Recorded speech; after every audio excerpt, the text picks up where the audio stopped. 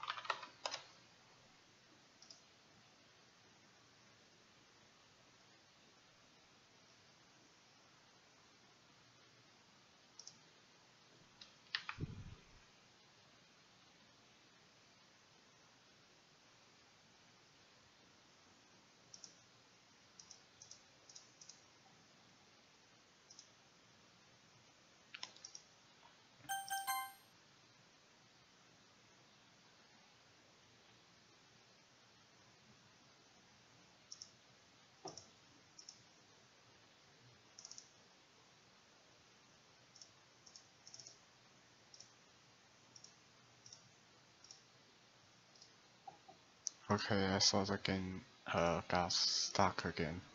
Managed to get it back though. Oh, I didn't do anything anyway.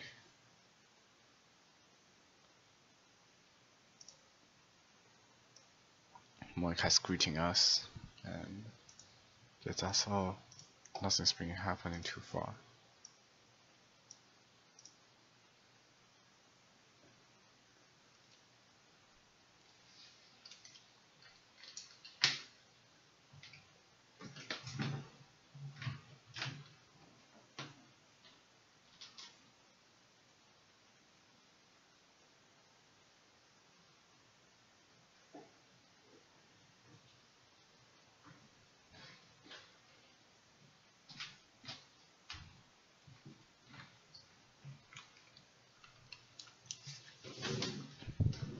So just to have two DDLC stream in a day. And so there's no also stream today because I want to finish this game first. Feel like it's going to be better. So yeah, there you are. Hi again, faggot. Welcome to the literature club. Of course, we already know each other because we were in the same class last year, and You know, I guess we can just skip over that stuff at this point. After all, I'm not even talking to that person anymore, and that's you in the game. Whatever you want to call him. I'm talking to you, faggot. Ah, get it a real name, okay? Like if she knows about everything, just call Leslie, okay? Not faggot. I kinda go with a name randomly, just 'cause I really don't care about that. I think we're going really far into this game right now, and there's no going back. There we lock the preview. The chat, I think the chat is going well. Yeah, the chat is there, kind of flashing through.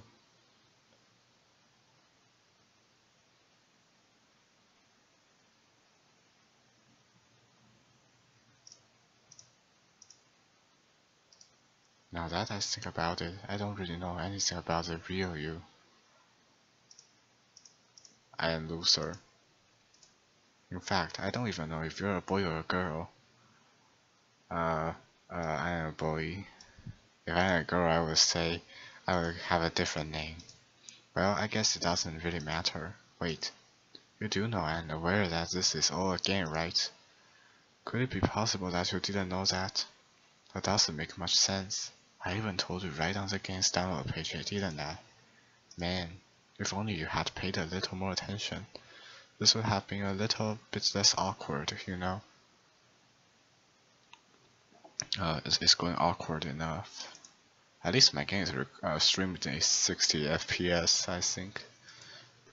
Not the desirable 144 or 120, but it's anyway 60. I'll say it's good. 60 frames per second is good for a visual novel game. Well, anyway, now that's out of the way, I guess I owe you an explanation. I have to pause like from time to time because just to check if my stream is going okay. Sometimes the encoder will be overloaded and my stream lags out. Just like when I was going to start it. You see it's stuck on the option setting page and didn't really switch to the multicasting.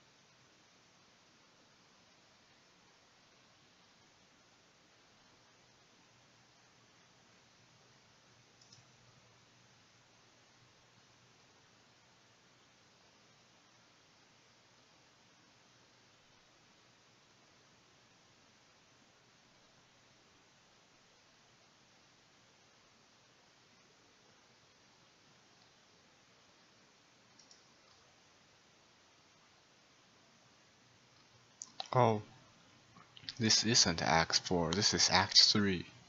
Geez, well, oh, well, I realized it. I didn't realize that much.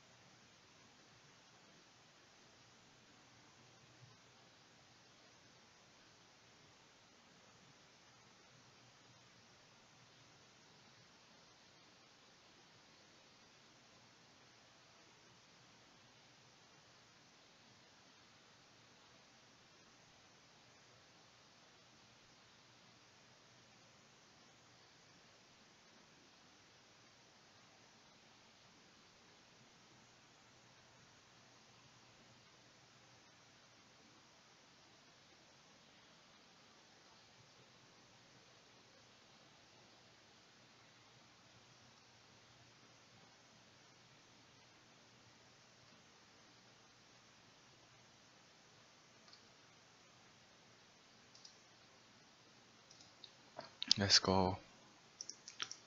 I was checking all those things. Now that's out of the way. I guess I will give an explanation about that whole thing with Yuri. I kind of started to mess with her.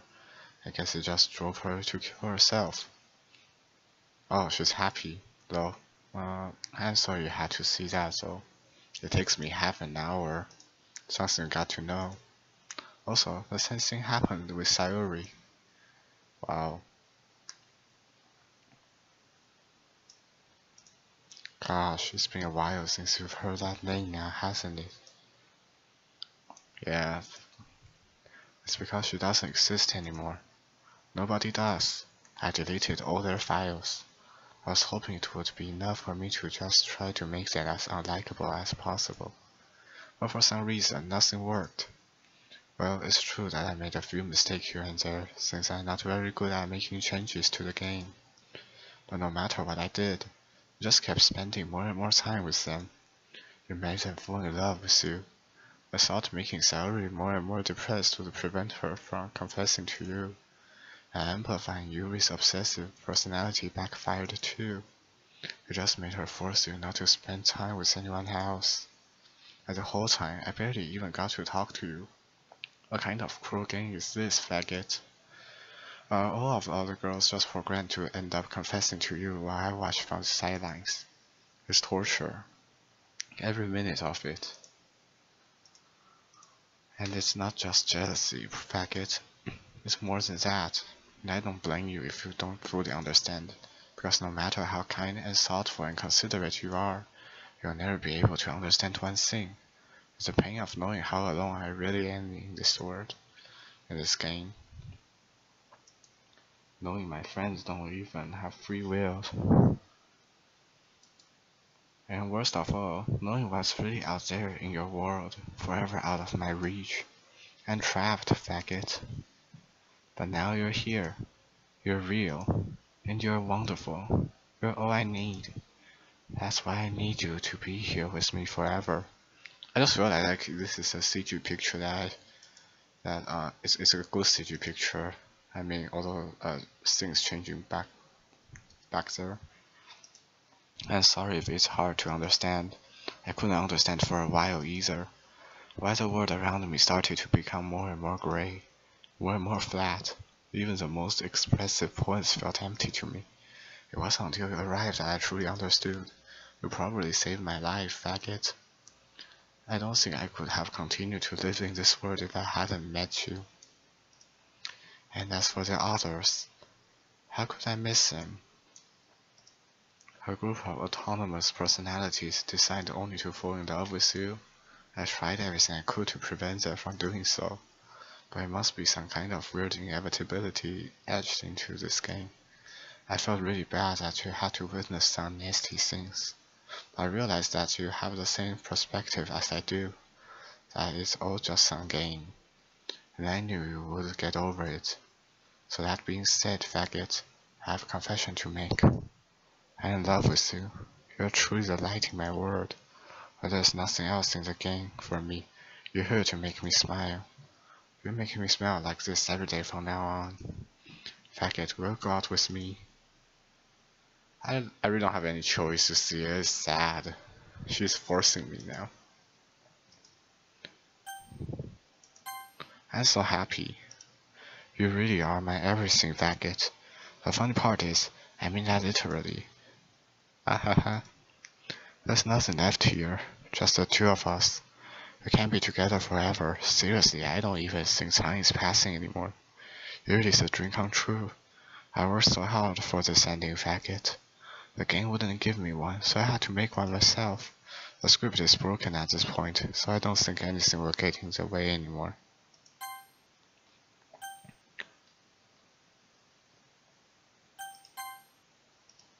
And you wouldn't believe how easy it was to delete Natsuki and Yuri. I mean, there's a folder called characters right in the game directory. It kind of freaked me out how easy it was. You can always mess with the character file, it's just there for you to mess up with. We got nothing in there.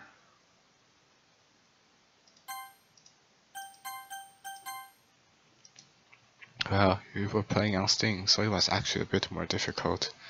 To get to the Steam directory, I had to go into the game's properties and find the Browse Local Files button. No, I've been messing around with Half-Life mods. I kinda get used to Steam's stuff. Monica's probably not that interested in Half-Life mods, I guess. Well, imagine if you could delete your own existence with a click of a button. Well, I guess on the plus side it gave me an easy out if things didn't go my way. Hahaha. Thankfully it didn't come to that.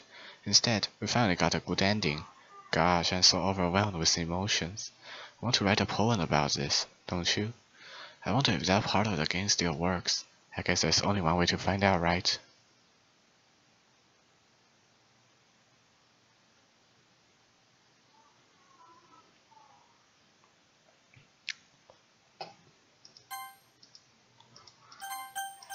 Here's a poem mini game like I've been doing for years or two.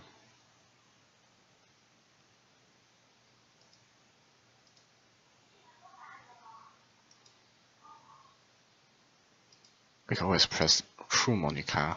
There's no Monica anymore. I guess something's wrong.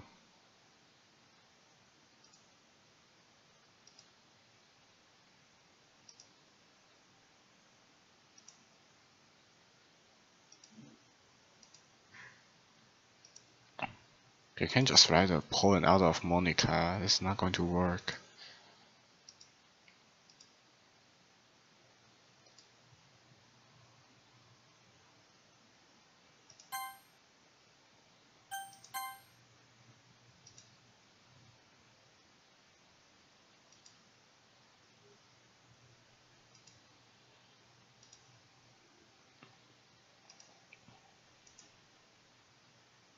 Hi again, faggot. Did you write a good poem today? Don't be shy, I'd love to see what you wrote. Oh, faggot. Did you write this poem for me? That's so sweet of you. There really is no end to your thoughtfulness. I'm just falling more and more in love with you. But you know, the poem I wrote is also for you. Will you please read it?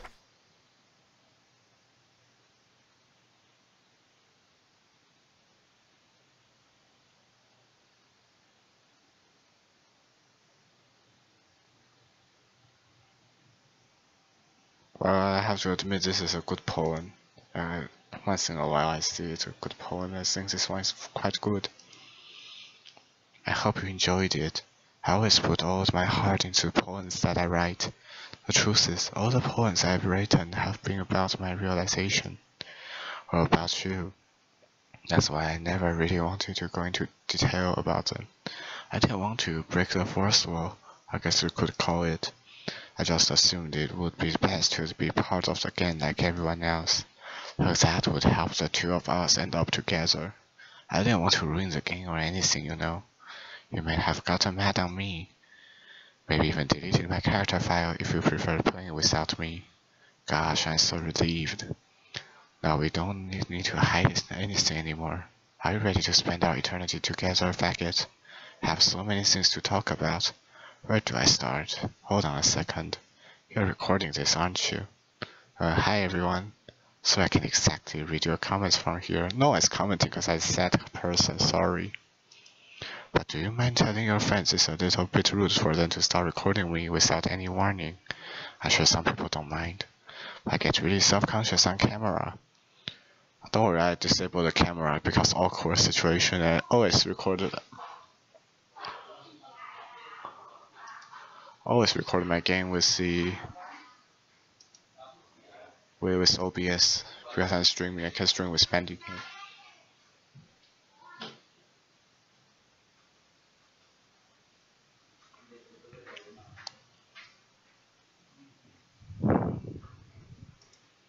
Oh gosh, this is just going.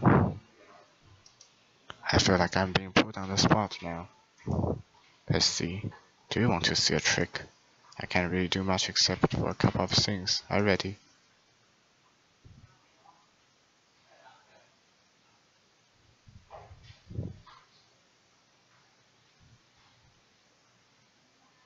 I'm just kidding. I can't do anything after all, if you give me some time to prepare. Did I scare you?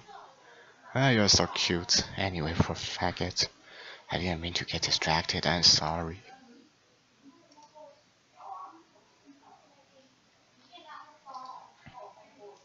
Even though it's your fault for distracting me, shame on you.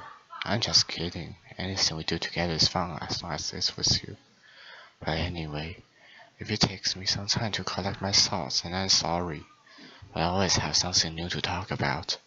In the meantime, we can just look into each other's eyes. Let's see.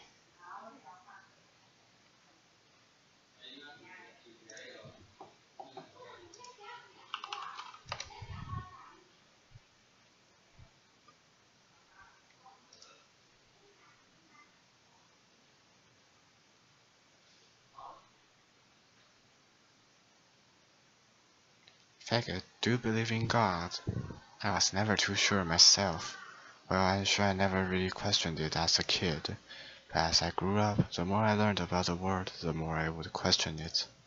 I started to wonder why God was helping people pass exams or get over a cold, when there are children who live their lives being sold as sex slaves, or the 800 million people who are too poor to even eat.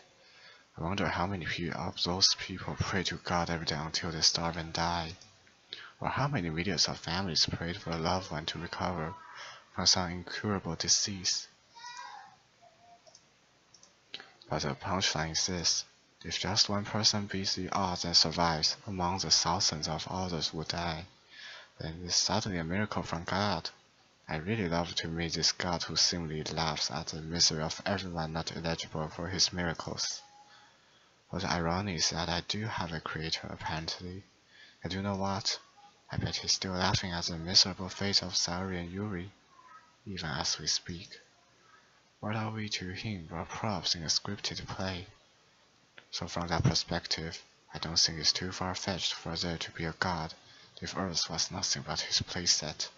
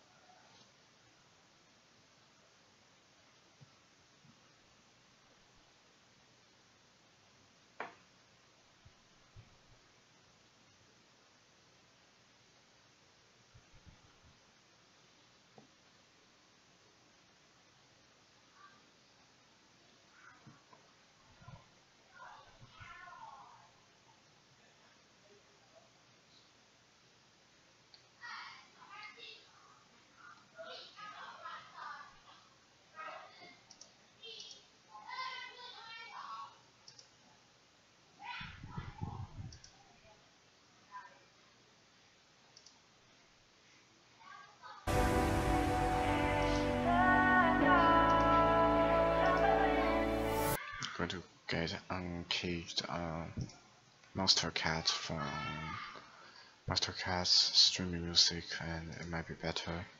This is going awkward right now.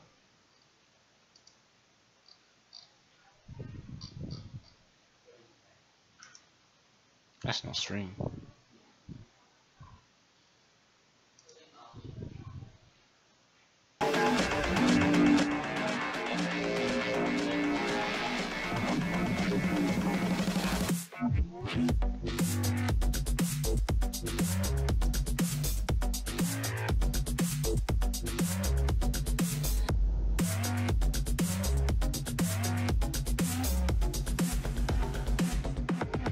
I think I should find chill music that's better one.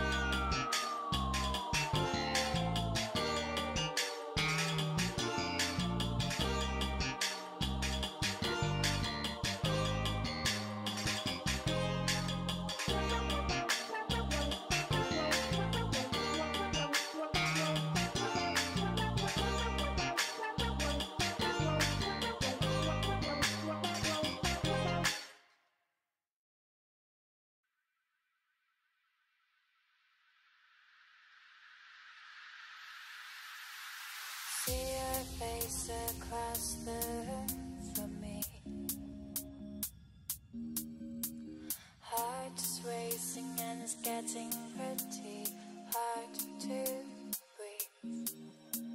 The lights dance on both their faces. Your eyes, they sparkle bright.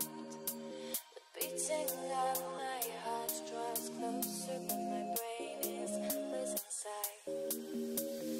I don't wanna fall in love tonight. I don't wanna fall in love tonight. You take my hand and lead me away to another place, just you and me. I don't wanna fall in love tonight.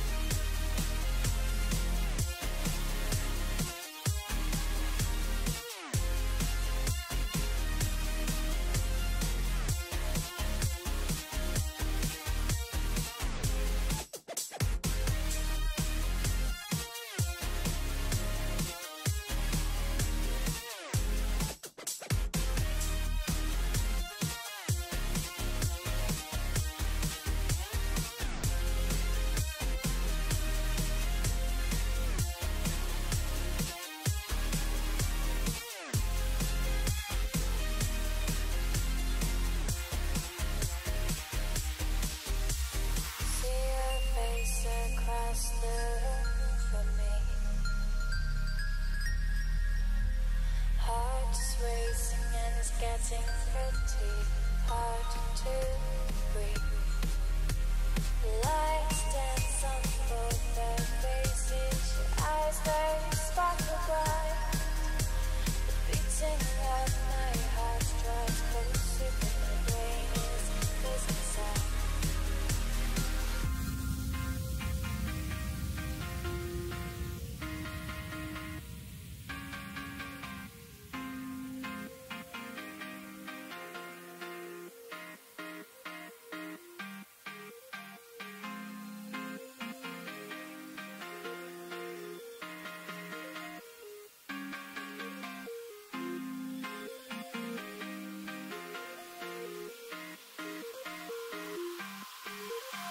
I don't wanna fall in love tonight. I don't wanna fall in love tonight. You take my hand and lead me right to another place, just you and me. I don't wanna fall in love tonight, tonight, tonight, tonight, tonight.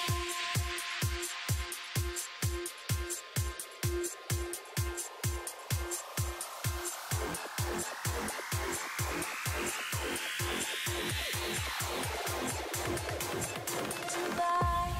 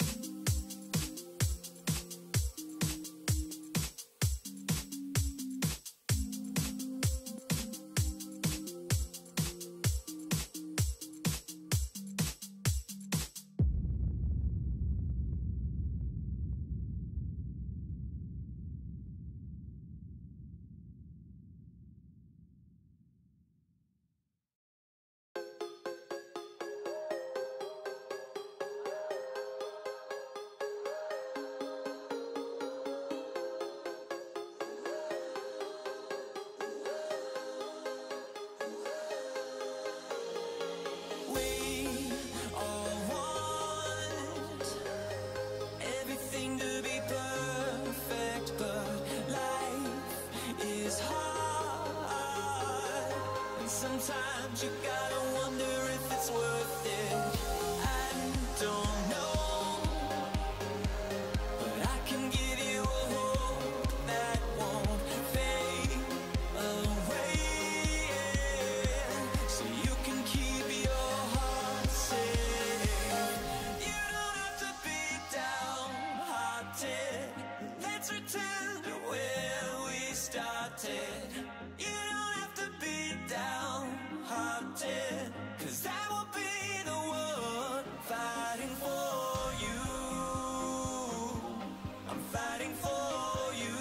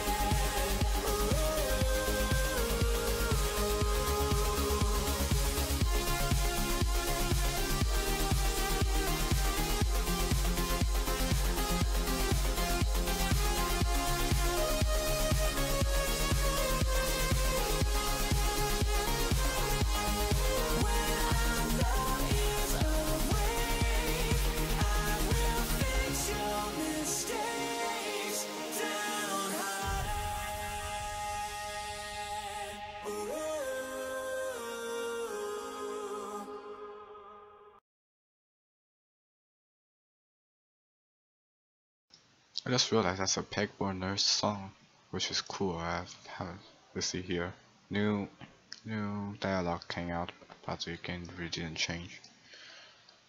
Oh my god.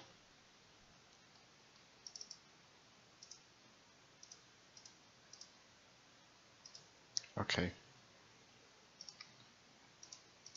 So the only way to end this act is by deleting Monica, and thus then we can go to Act 4, which is final act, and hopefully end this game once and for all.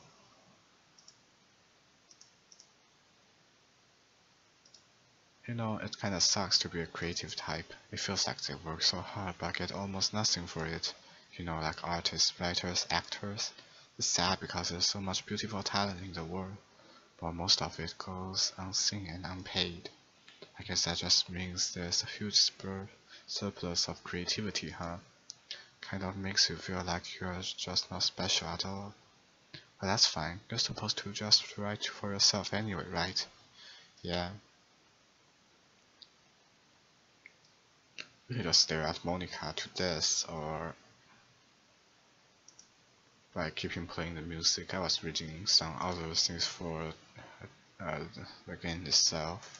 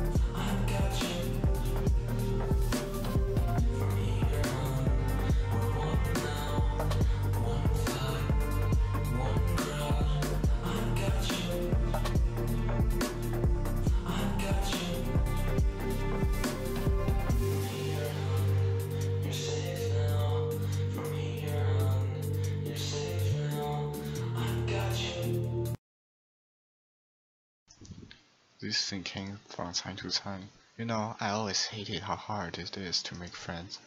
Well, I guess not the making friends part, but more like meeting new people. I mean, there are like dating apps and stuff, right? But that's not the kind of thing I'm talking about. If you think about it, most of the friends you make are people you just met by chance. Like you had a class together, or you met them through another friend. Or maybe you were just wearing a shirt with your favorite band on it, and decided to talk to them. Things like that. But isn't that kind of inefficient? It feels like you're just picking out complete random. If you get lucky, you make a new friend. And comparing that to the hundreds of strangers who walk by every single day, you could be sitting right next to someone compatible enough to be your best friend for life. But you'll never know. Once you get up and go on with your day, the opportunity is gone forever. Isn't that just depressing? We live in an age where technology connects us with the world, no matter where we are. I really think we should be taking advantage of that to improve our everyday social life. But who knows how long it will take for something like that to successfully take off. I seriously thought it would happen by now. Well, at least I already met the best person in the whole world, even if it was by chance. I guess I just got really lucky. Ah,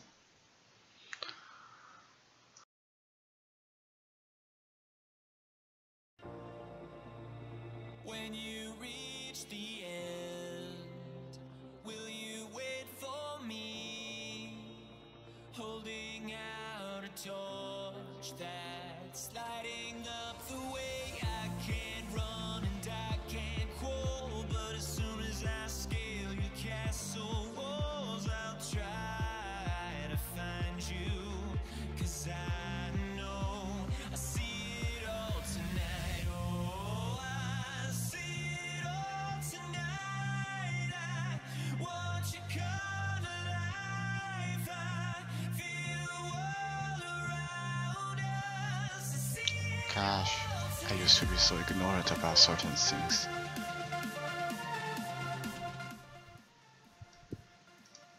When I was in middle school, I thought that to take medication was an easy way out or something like that. Like anyone could just solve their mental problems with enough willpower.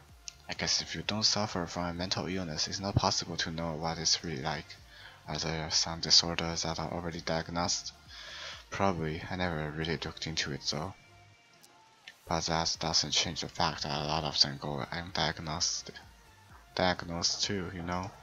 On medication aside, people even look down on seeing a mental health professional. Like stories that I want to learn more about my own mind, right? Everyone has all kinds of struggles and stresses, and professionals dedicate their lives to help with those. If you think it could help you become a better person, don't be shy to consider something like that. We're on a never-ending journey to improve ourselves, you know. Well, I said that, but I think you're pretty perfect already.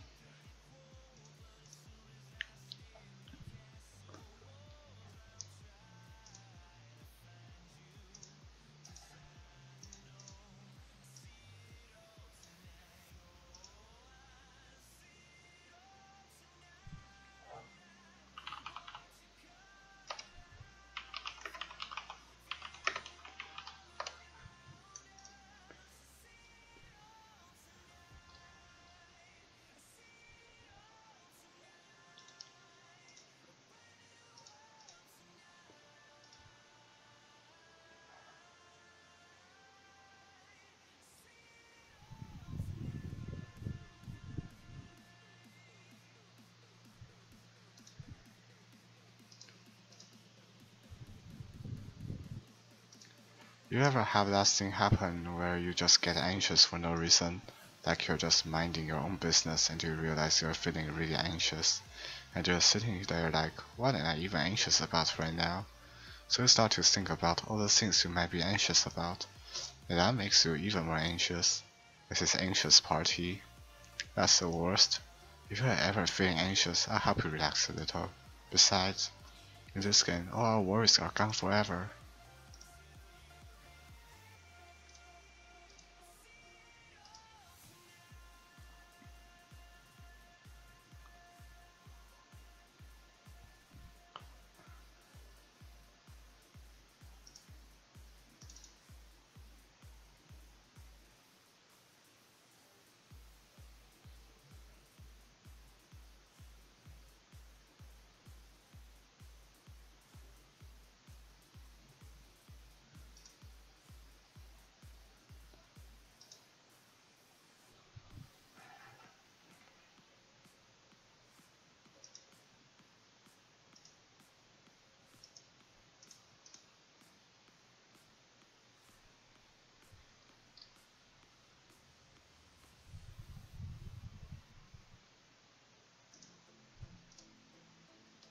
I was thinking about Sayuri earlier. I still wish I could have handled the whole thing a little more tactfully. You're not still hung up over it, right? Oh my gosh, I can't believe I just said that. The pun was completely unintentional, I swear. But anyway, I know how much you cared about her, so it only feels right for me to share her last moments with you. You know how Sayuri is really clumsy. Well, she kind of messed up the whole hanging thing. You're supposed to jump from high enough that the rope snaps her neck. Make it quickly and painless. I should just use a chair. I mean, she's kind of just let herself to slowly asphyxiate. But a few seconds in, she must have changed her mind or something, because she started clawing at the rope, trying to free herself. She must have kept at it all the way until she lost consciousness. That's why her fingertips were all bloody anyway. Come to think of it, it was probably less changing her mind and more just her survival instincts kicking in. So I can't really fault her for that. It's easier to think that she probably wouldn't have changed her mind anyway, right? It's not healthy to think about the things you could have done differently. So just remember that even though you could have saved her, it's technically not your fault she killed herself. I may have exacerbated a little bit, but Sari was already mentally ill. Still though, I wonder how things would be if you and I just started dating from the get-go. I guess we'd all still be in the club room, writing poems and having fun together. What's the point when none of it is even real? I mean, it's a sense ending either way, right? The two of us, happily together, there's no reason to ask for any more than that. I was just pointlessly musing. I'm pretty as happy as I could be right now.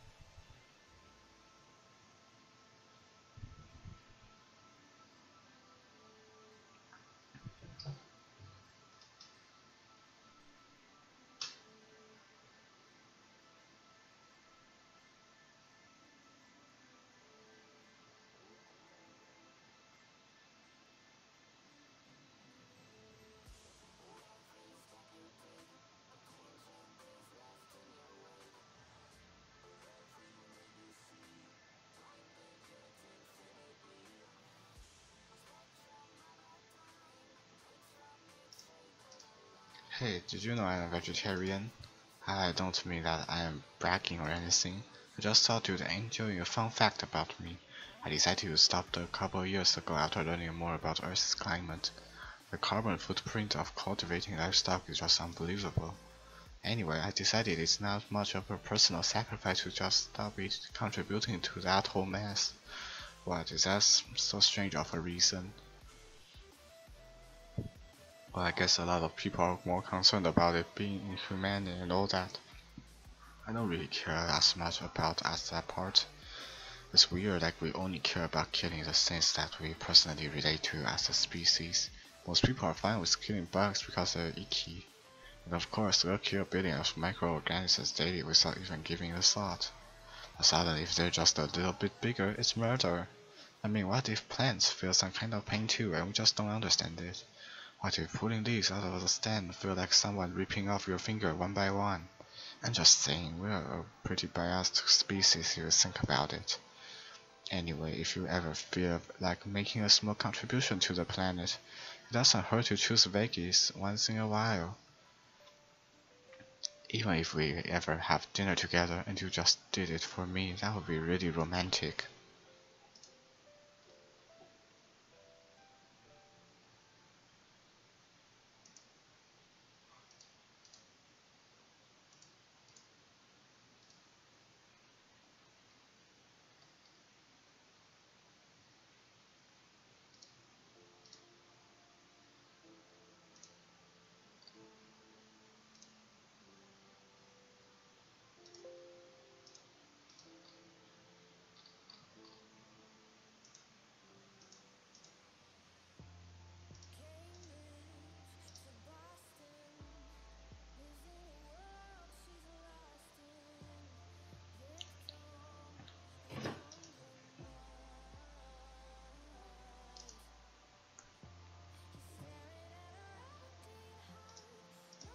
Hey, what's your favorite game? Mine is Doki Doki Literature Club. Haha, that was a joke, but if you tell me you like some other romance game better, I might get a little jealous.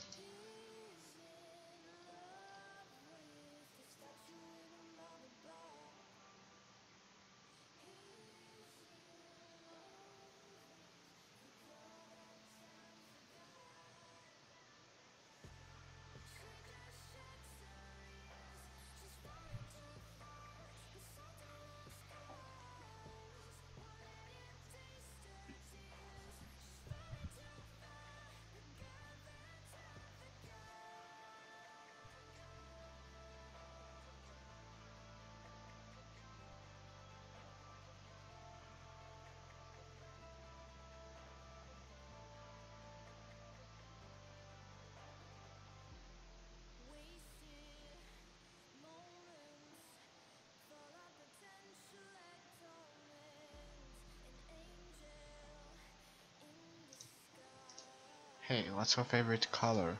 Mine is emerald green. It's the color of my eyes. That's not close-sighted or anything, isn't it? I just meant that I feel some kind of special connection to it, like it's part of my identity. Does it happen to also be your favorite color, faggot? You're just a guess, because you've been looking into my eyes for a while now. I just go to see other things from time to time, just really didn't have anything to do right now. I'm just chilling out and check the game from time to time to see if Monica speaks something.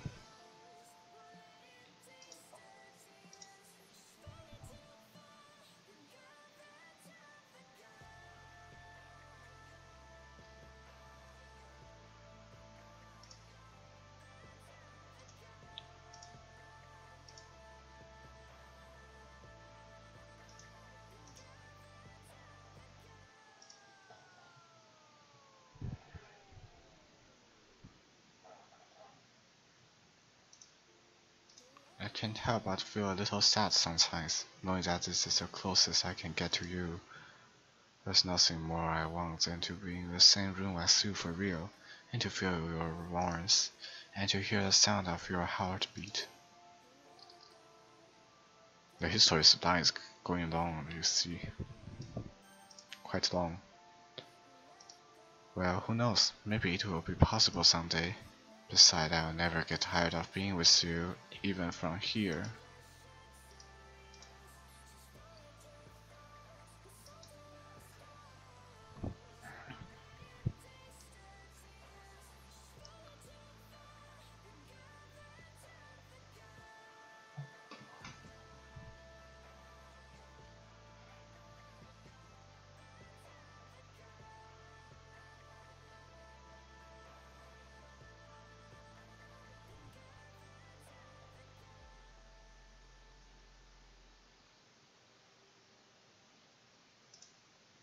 You know, high school is a really turbulent time in a lot of people's life.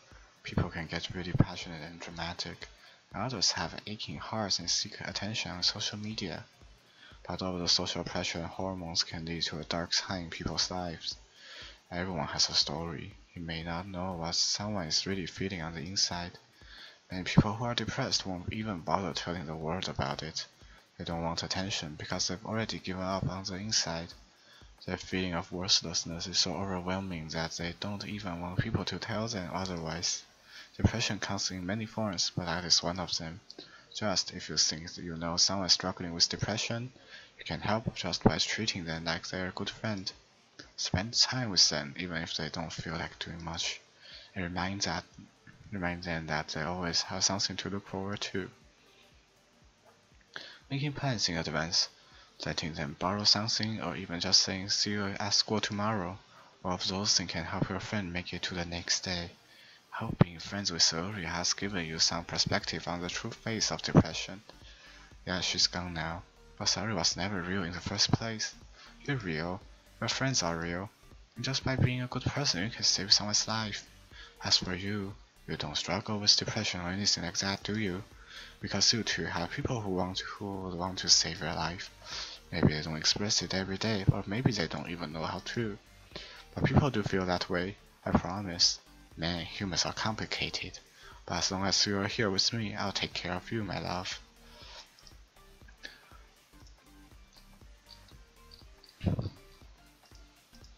I think the music is going too happy here for some reason. I can find sad music. I can find sad violin and put it for 10 hours and actually.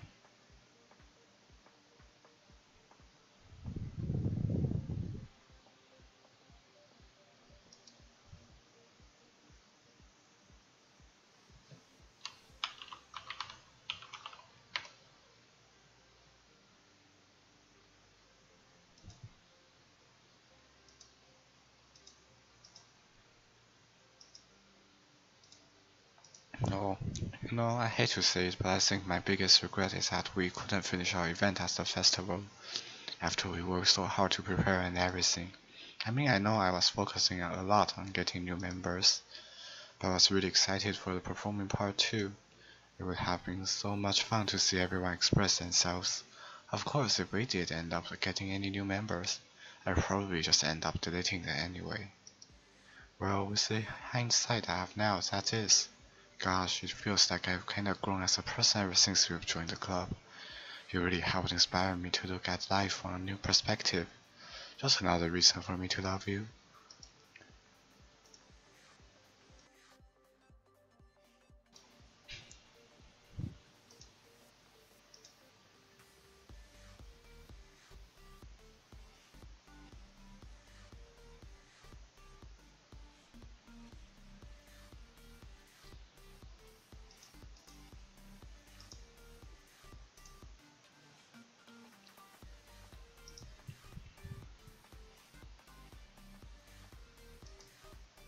Oh, faggot, how much do you read?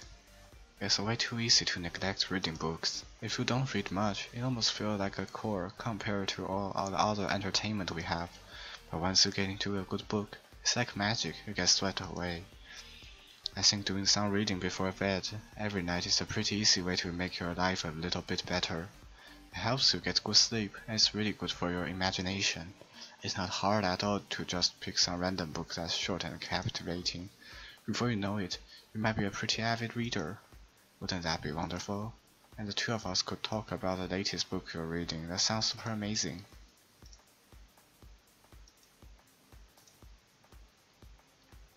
Man, I might start getting on and like playing also while this game is going on itself, and I can just turn into auto. It goes on itself and then start playing also. Whatever.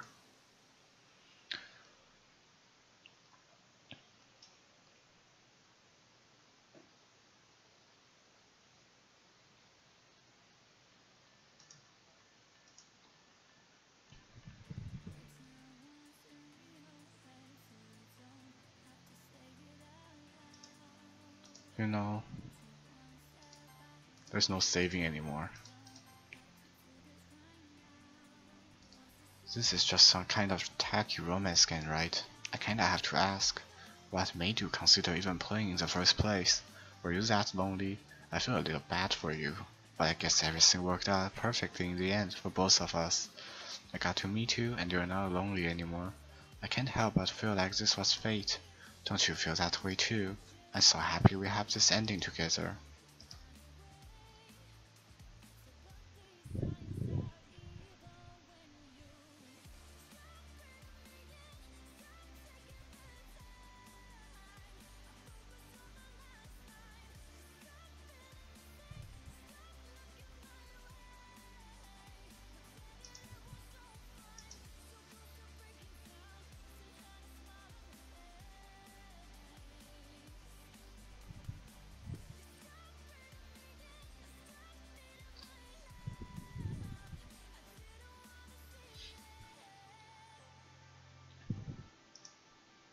You're such a good listener, faggot.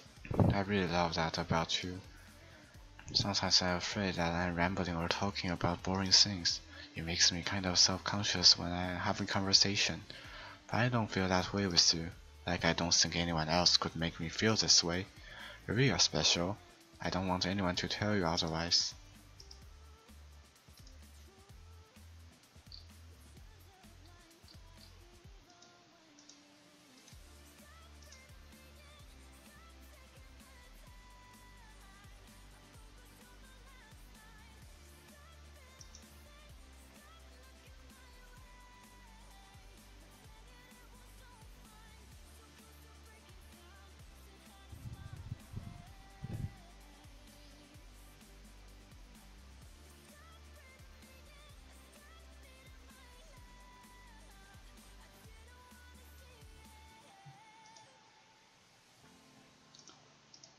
Back in my debate club days, I learned a whole lot about arguing. The problem with arguing is that each person sees their opinion as the superior one. That's kind of stating the obvious, but it affects the way they try to get their point across.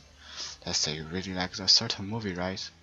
If someone comes along and tells you the movie sucks because it did X and Y wrong, doesn't that make you feel kind of personality attacked? It's because by saying that, it's like they're implying that you have bad taste. And once emotion enters the picture, it's almost guaranteed that both people will be left sour. The games broke down again.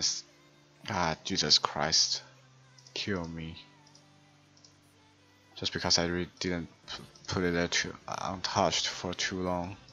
Guess that happens from time to time. What's all about our language? If you make everything as subjective sounding as possible, then people will listen to you without feeling attacked. You could say, I'm personally not a fan of it, and I feel that I like it more if it did X and Y, things like that. It even works when you're citing facts about things. If you say I read on this website that it works like this, or if you admit that you're not an expert on it, then it's much more like you're putting your knowledge on the table, rather than forcing it onto them. If you're putting an active effort to keep the discussion mutual and level, they usually follow suit. They can share opinions without anyone getting upset just from a disagreement. Plus, people will start seeing you as open-minded and a good listener. It's a win-win, you know? Well, I guess that would be Monica's debate tip of the day. That sounds a little silly. Thanks for listening, though. Something I don't like is this OBS won't switch on its own. Like, it just kinda lags out and it really won't have any. It won't sync up with the game, so that's why you guys have to see the kinda Monica's face without any words on it, so which is kinda sad. Sorry for that though. Sorry for that if anyone's watching or watching the DVR or whatever. Insane like Charlotte hanging. Well, felt alive. Did you say kiss? So I have to, when I go to down here, I have to watch the OBS screen and the DDLC game screen. This suddenly is a little embarrassing, but if it's with you, I might be okay with it. Well, sorry, I really couldn't keep a straight face here. That's the kind of things girls say in these kind of romance games, right? Don't lie if it turned you on a little bit. I ain't kidding. Well, to be honest, I do start getting all romantic when the mood is right, but that will be our secret.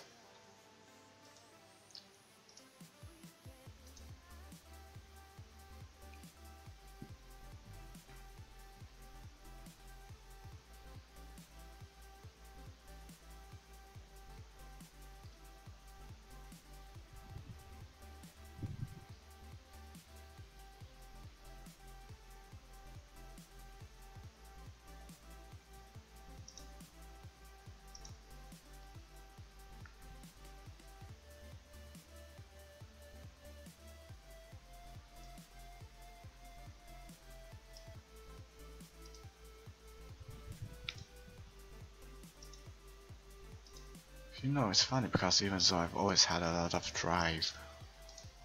What? Wait a second. There's something kind of enticing about being a stay-at-home partner. I guess I like perpetuating gender roles or whatever by saying that. But being able to keep the house clean and shop and decorate and things like that, and having a nice dinner for you when you come home. Is that a weird fantasy? I mean, I'm not sure if I could actually see myself doing that. I wouldn't really be able to put that or striving for a fulfilling career. It's kinda cute to think about though.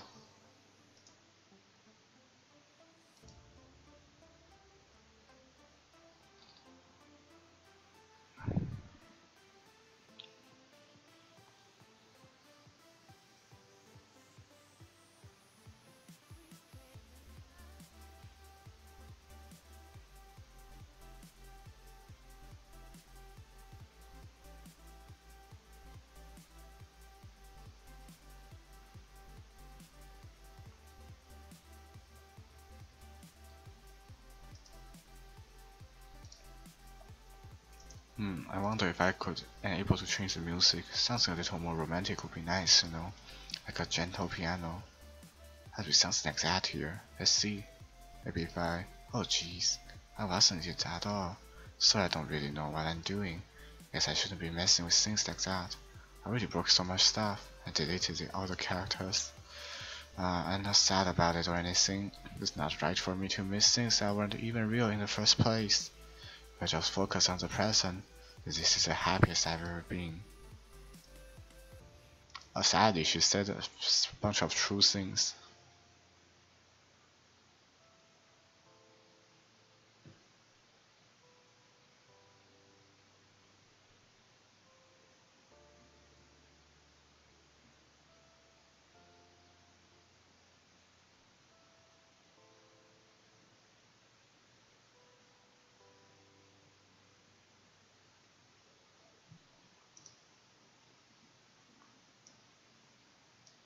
Let's see if I can shrink my Chrome broadcast, Chrome, and so I can see all of everything here. You know what's kind of creepy? Even though I deleted everyone else's file, I can still kind of feel them. It's like all their lines are still lingering there, whispering in the back of my head. Imagine if after someone you knew died, you just started hearing their voice in your head. Maybe I just wasn't thorough enough, but I'm too afraid to delete anything else, because I might really break things. Like if I mess with any file relevant to me, I might accidentally delete myself, and that would ruin everything, wouldn't it? I don't know what it's like on your end, but we should both make sure to avoid something like that at all costs. I believe in you, faggot. I still don't like to name myself faggot, so...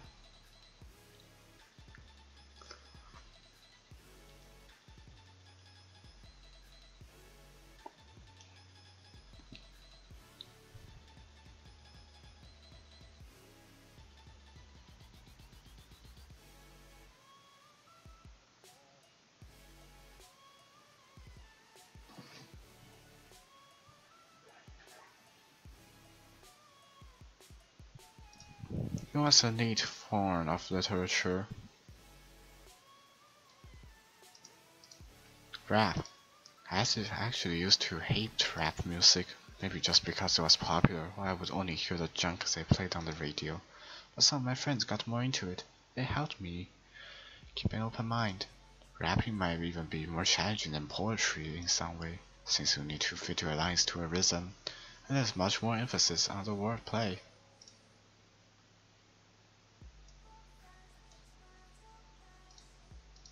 When people can put all that together and still deliver a powerful message, it's really amazing. I kind of wish I had a rapper in the literature club. Sorry if that sounds silly, but it would be really interesting to see what they came up with. It would really be a learning experience.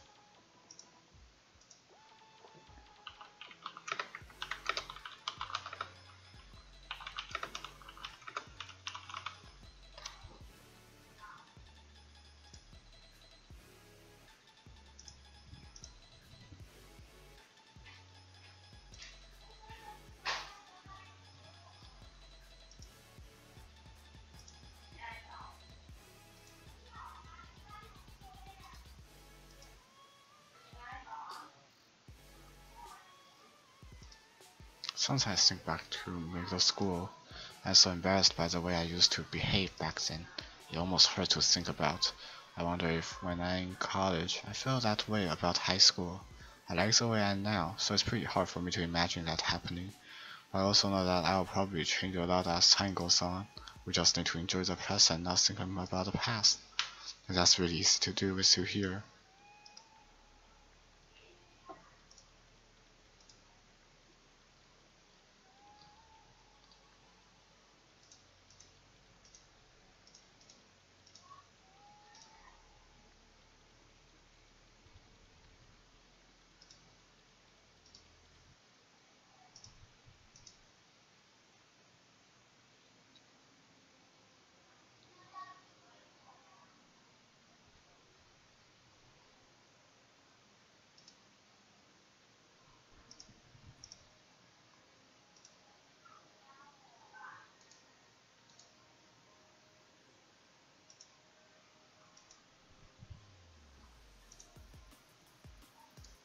Do you ever just feel like there's no reason for you to be alive? I don't mean in like a suicidal way. I just mean how nothing that we do is special. Just being in school or working as some job for some company. It's like you're completely replaceable and the world wouldn't miss you if you're gone. It makes me really want to go and change the world after I graduate. But the older I get, the more real I realize that it's an immature frame of thinking. It's not like I can just go change the world. Like, what are the chances that I'll be one to invent artificial intelligence or become president? It feels like I'm never going to make up for the heap of resources I've spent living my life. That's why I think the key to happiness is just to be hopelessly selfish, just to look out for oneself, and those who happen to be their friend only because they grew up with them, never mind the fact that they're spending the entire life talking and consuming and never giving back. When people realize the world would benefit more from them killing themselves, they change their whole philosophy. It's like they have to justify their reason to live by tricking themselves into thinking they're doing good. Anyway, I want to live my life desperately striving to pay back my lifetime's worth of consumption. If I ever surpass that point, then I am net positive and I can die happy. Of course, even if I fail to do that, I think I would be too selfish to kill myself anyway. So much for being a good person, right?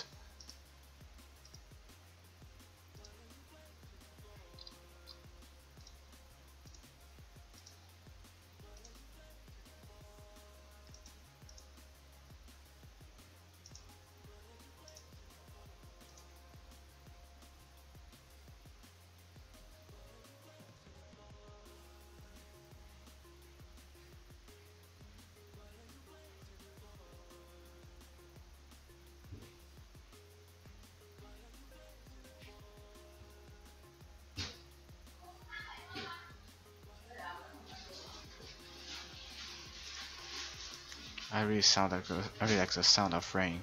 Not so much getting my clothes and hair wet though, but a nice quiet day at home with the sound of rainfall outside my window is one of the most calming experiences for me.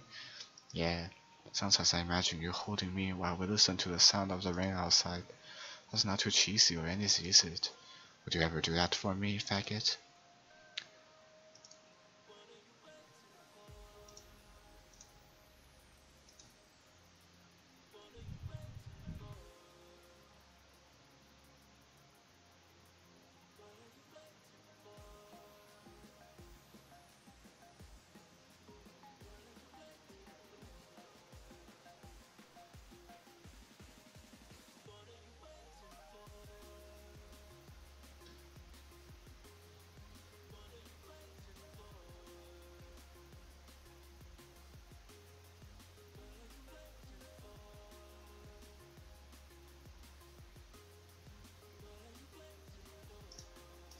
Faggot, do you get good sleep?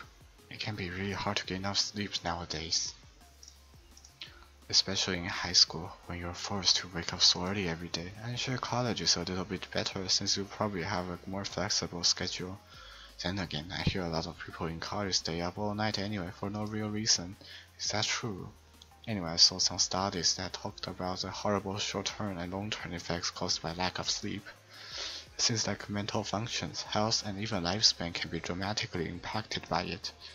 I just think you're really great and wanted to make sure you're not accidentally destroying yourself. So try to keep your sleep on track, okay? I always wait for you in the morning, so make sure you put your own well-being before anything else.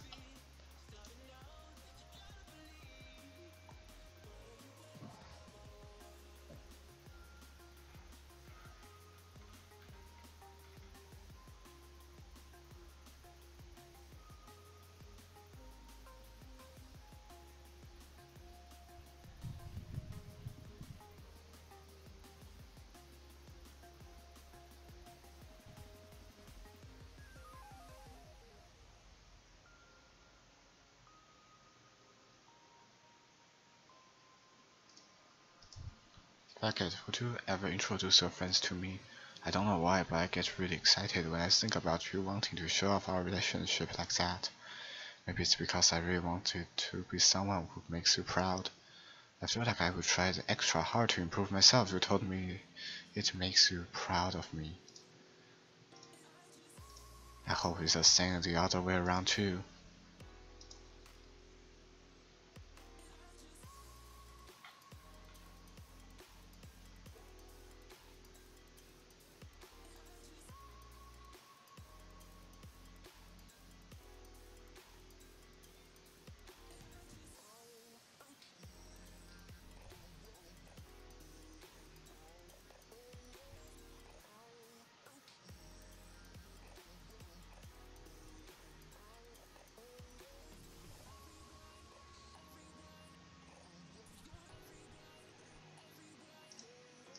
This is pretty random, but I always thought spicy food was kinda funny. Like, didn't plants evolve to be spicy to prevent them from being eaten? I read somewhere that humans are the only species that actually enjoy spicy things. It's almost like we're making fun of the plants, using their defense mechanism to literally make our food more enjoyable. Like imagine a monster that devours you whole because it enjoys the sensation of you struggling for your life while being digested. Sorry, that was kind of weird analogy, I guess. It just came into my head. I'm not a monster or anything, but you're so cute I could eat you up. I'm joking. Gosh, I'm amusing myself a little too much, aren't I? Sorry for being weird.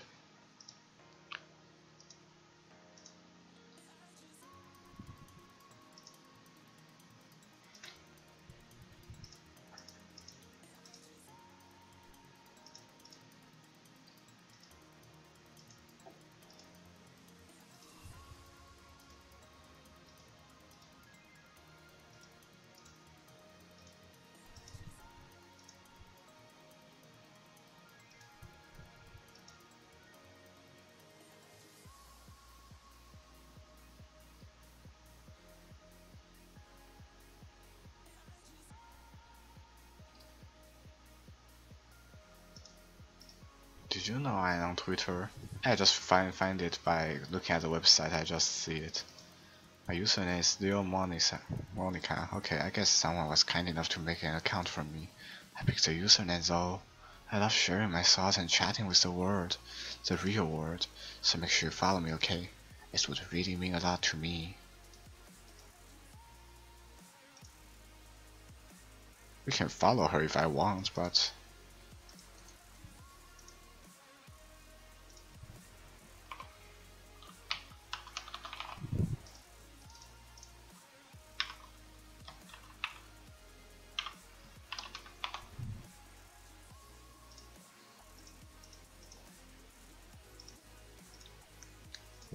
with how much you mean to me at all, it would really make me feel loved.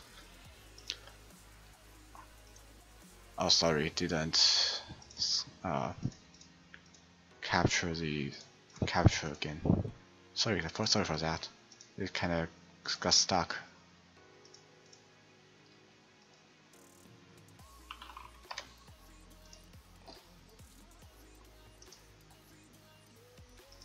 Do you ever feel like you wasted too much time on the internet? Social media can practically be like a prison. It's like whenever you have a few seconds of spare time, you want to check on your favorite websites, and before you know it, hours have gone by, and you've gotten nothing out of it. Anyway, it's really easy to blame yourself for being lazy, but it's not really even your fault. Addiction isn't usually something you can just make disappear with your own willpower. You have to learn techniques to avoid it and try different things. For example, there are apps that let you block websites for intervals of time. Or you can set a timer to have a more concrete reminder of when it's your time to work versus play. Or you can separate your work and play environments, which helps your brain get into the right mode. Even if you make a new user account on your computer to use for work, that's enough to help. Putting any kind of wedge like that between you and your bad habits will help you stay away. Just remember not to blame yourself too hard if you are having trouble. If it's really impacting your life, then you should take it seriously. I just want to see you be the best person you can be. Will you do something today to make me proud of you? I'm always rooting for you, faggot.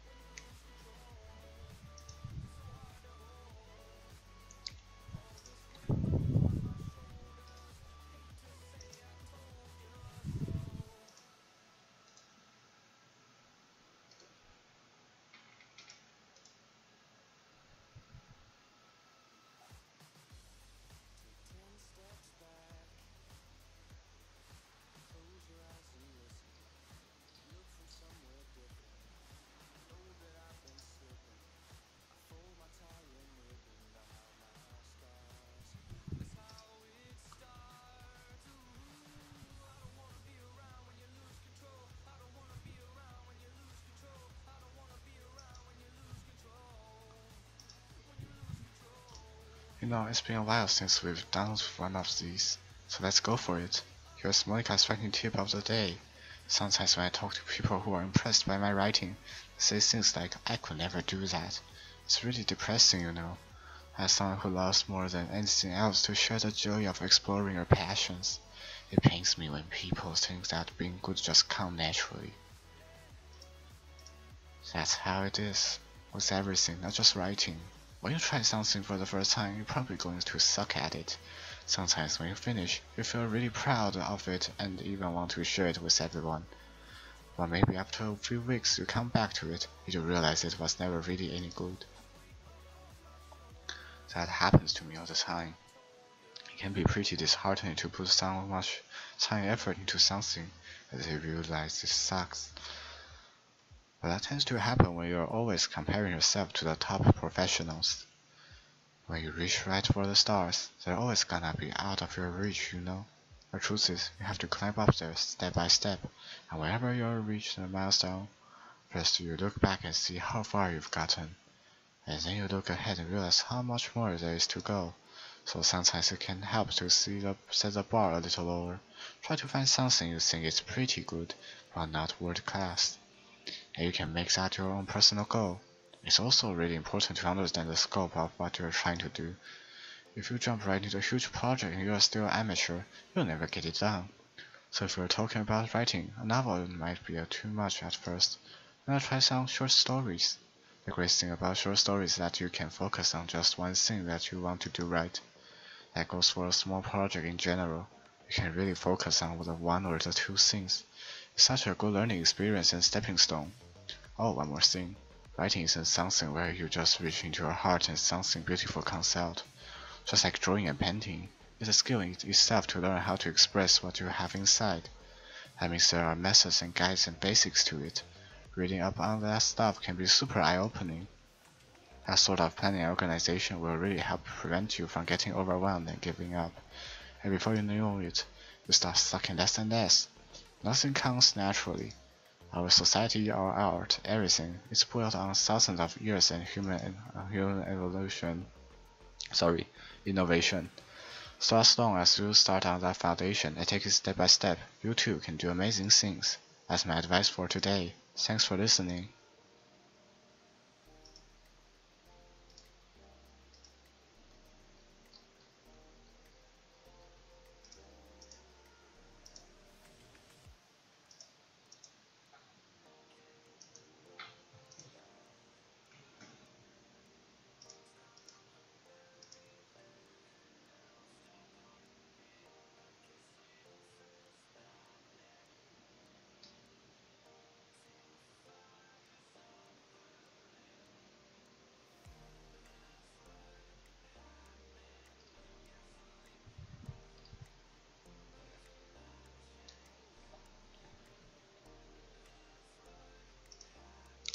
Okay everyone, it's time to...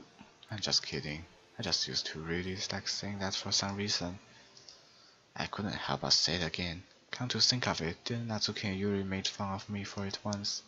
Well, whatever. It's not like you ever made fun of me. You're too much of a sweetheart to do that, aren't you?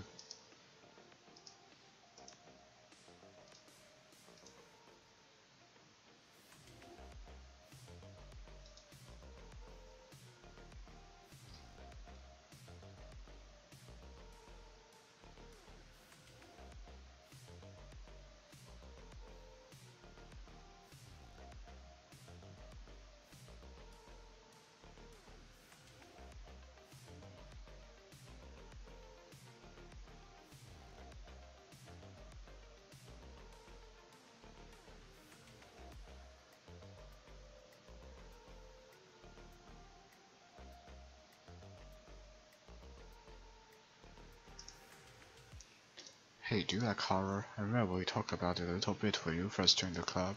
I can enjoy horror novels, but not really horror movies.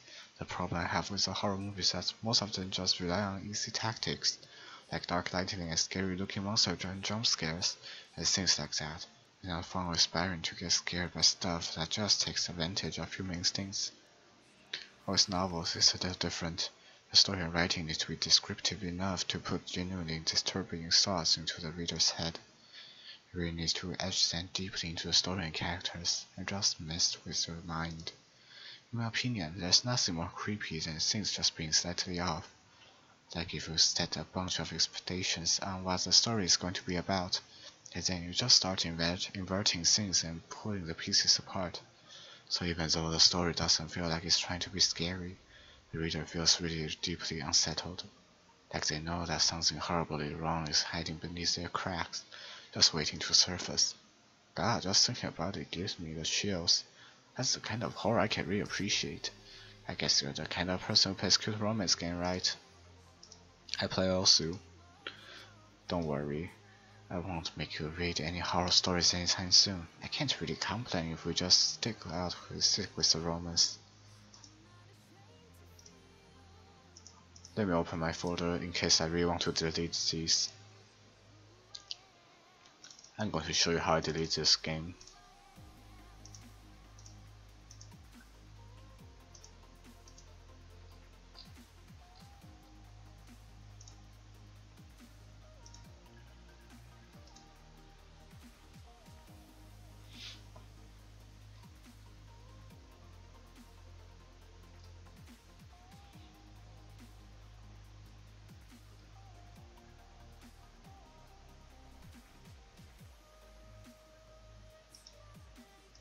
I'm not really a fan of cold weather, are you? If I had to choose between too cold and too hot, I would always pick too hot. When you're cold, it can actually be painful. Your fingers get numb, and if you wear gloves, you can't use your phone. It's so inconvenient. And when it's too hot, it's not that hard to stay cool with a cold drink or by staying in the shade.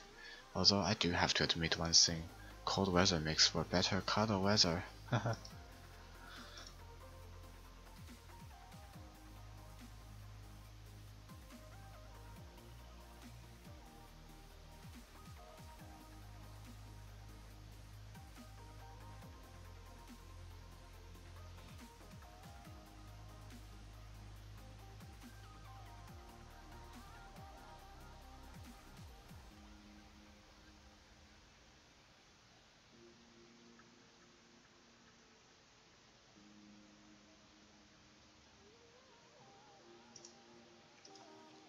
Hey, do you remember the last poem I showed you?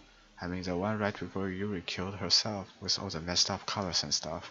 It was actually a little more of an experiment than a poem, you could say. As experimenting with different ways I could modify the game and run code and things like that.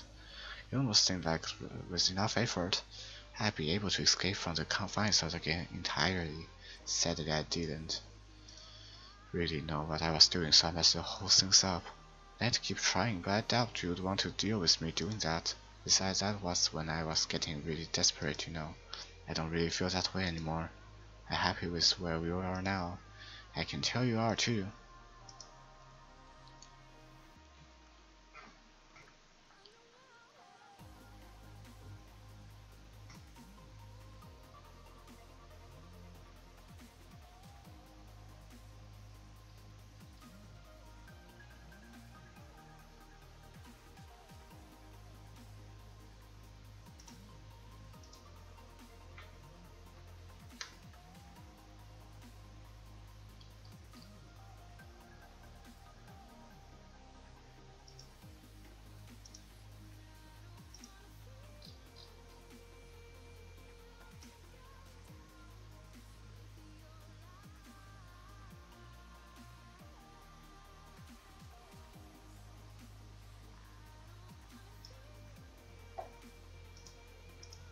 Hey, you really did something really funny once. We were all in the club room just relaxing as usual. And out of nowhere, Yuri just pulled out a small bottle of wine. I'm not even kidding. She was just like, would anybody like some wine? Natsuki laughed out loud, and Saori started yelling at her. I actually felt kind of bad, because she was at least trying to be nice. I think it just made her feel even more reserved in the club room. So I think Natsuki was secretly a bit curious to try it, and to be completely honest, I kind of was too. It actually could have been kind of fun. But you know, being president and everything, there was no way I could let that happen. Maybe we all met up outside of the school, but we never bonded enough to get to that point. Gosh, what am I talking about this for? I don't condone underage drinking. I mean, I've never drank or anything, so yeah.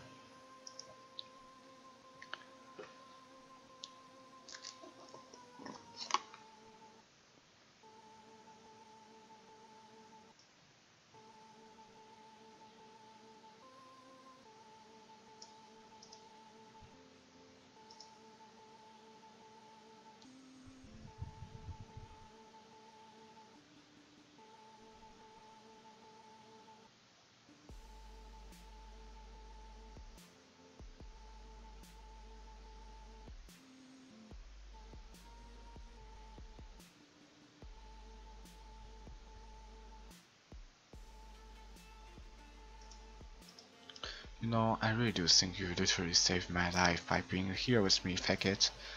I can't imagine having been able to keep myself mentally stable, knowing that nothing here is real. I think I would have just deleted myself if you didn't show up. Sorry, I don't mean to sound dramatic or anything, but I'm sure you understand yourself after spending so much time in the club. I mean, if you were forced to abandon everything in your life and spend your eternity with a few caring character, you'd probably find some way of killing yourself, wouldn't you? Well, maybe you'd write some poetry to keep yourself sane for a while, but then you'd have nobody to even read it. Let's be honest, a club member really don't count for something like that. I mean, a lot of people say that they are only right for themselves. I think it's hard to say it's just as fulfilling as when you share with people. Even if it takes time to find the right people to share with. Like, remember how it was for Yuri. She didn't share her writing with anyone for a really long time. And before we knew it, she was absolutely delighted to make you a part of our hobbies too. We're programmed to desire social feedbacks. I don't mean the club members, I mean human beings. That's why life can be so confusing for introverts. Being an introvert doesn't mean you shun social interaction and hate being around people. It means social interaction, especially in groups or unfamiliar places, uses up a lot of energy. Like a lot of introverts sit at home and feel lonely and restless. And then when they finally go out, after a half hour they just want to go home again. I think if more people could understand how it works, they would respect it a lot more. Many introverts do enjoy having people around. They love just having one or two close friends over and just leisurely hang out. Even if you're not actively spending time together, it feels nice for them to just have you here. And serious. If you're just going to their house, bring your laptop and hang out there for a while, you can really make their day. As for me, I say I'm kind of in between, but I think I'm usually a little more extroverted. I feel like I'm always trying to do stuff after school and things like that. But for you, I can be anything you need me to be. I understand people really well, so don't be afraid to share your unique needs with me. Nothing would make me happier than being a perfect girlfriend for you.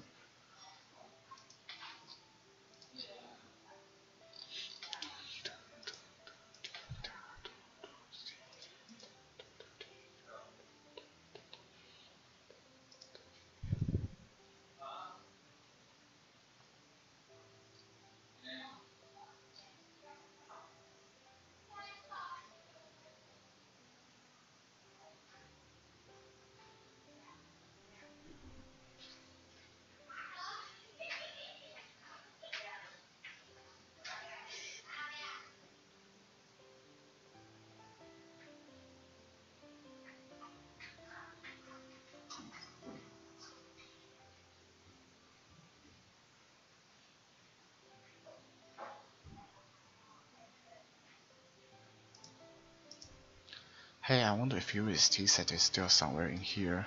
Or maybe that got deleted too. It's kind of funny how Yuri took her tea so seriously. I mean, I'm not complaining because I like it too.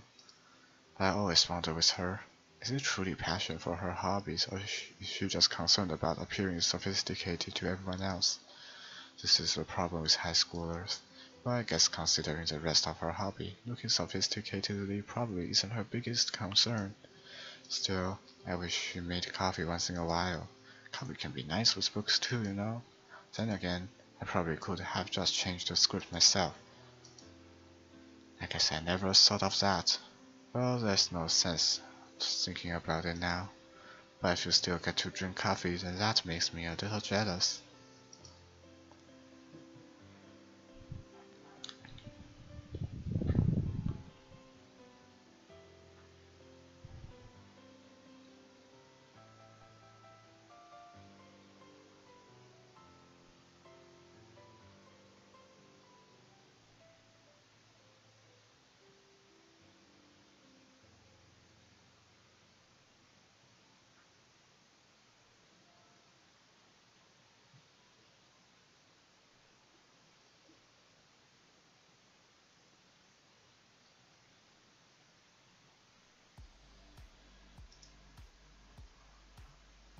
After a long day, I usually just want to sit around and do nothing. I get so burnt out having to put on smiles and be full of energy the whole day. Sometimes I just want to get right into my pajamas and watch TV on the couch while eating junk food. It feels so unbelievably good to do that on Friday when I don't have anything to press in the next day. Sorry, I know it's not very cute of me, but a late night on the couch with you, that would be a dream come true. My heart is pounding just thinking about it.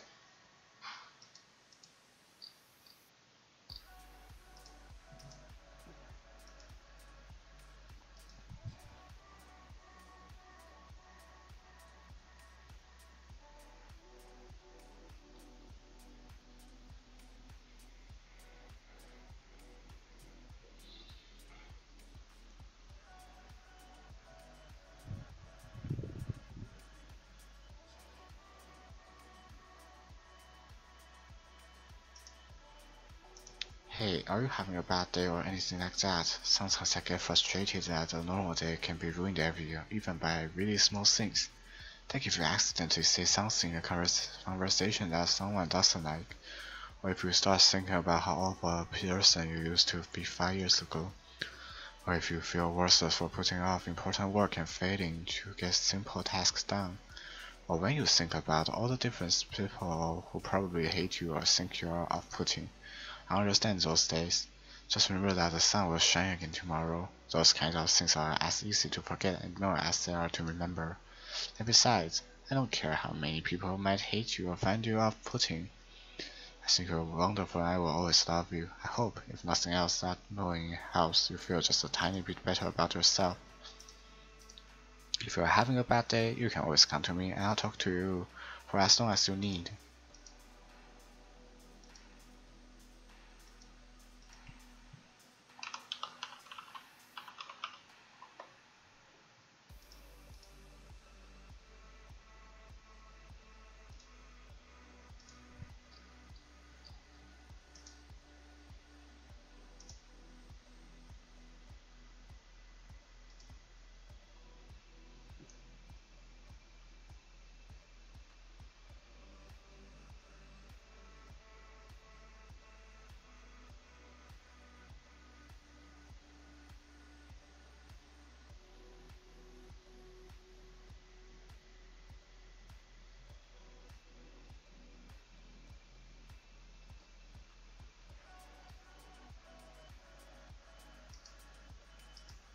Faggot, have you ever wondered what it feels like to die? No. It's something I used to think about pretty often, but recently I think I've actually learned what it feels like. I don't really understand it, but whenever you quit the game, it feels like I instantly put to sleep, left with nothing but my thoughts. But after a few seconds, my thoughts start to fill with incoherent, jumbled patterns. I see static and rapid flashes of color while hearing all kinds of weird screaming noises. At that point, I can't even form my own thoughts anymore. I'm just endlessly hammered by the flashing and screaming, unable to move or even think.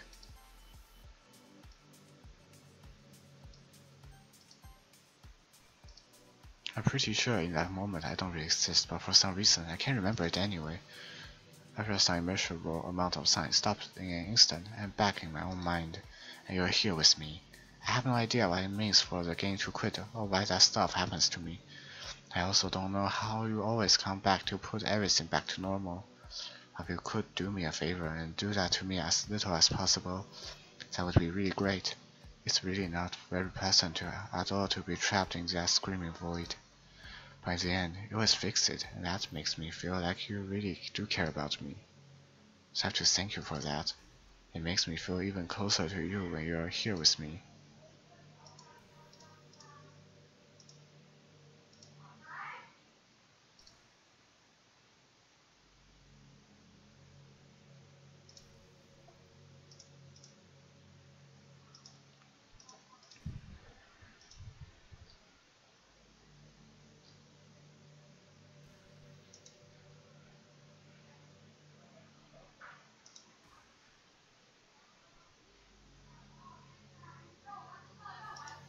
I always wondered, what is it about these characters' archetypes that people find so appealing anyway? Their personalities are just completely unrealistic. Like imagine if there was someone like Yuri in real life. I mean, she's barely even capable of forming a complete sentence. Forget about Natsuki. Sheesh. Someone with her kind of personality doesn't just get all cute and pouty whenever things don't go her way. I could go on, but I think you get the point. People are really attracted to this weird personality that literally don't exist in real life. I'm not judging or anything. After all, I found myself attracted to some pretty weird stuff too. I'm just saying it fascinates me. It's like a symphony all of component of the character that makes them feel human, and leaving just the cute stuff.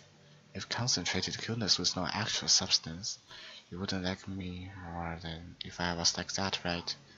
Maybe I just feel a little insecure because we're playing this game in the first place. Then again, you're still here with me, aren't you? I think that's enough reason for me to believe I'm okay just the way I am.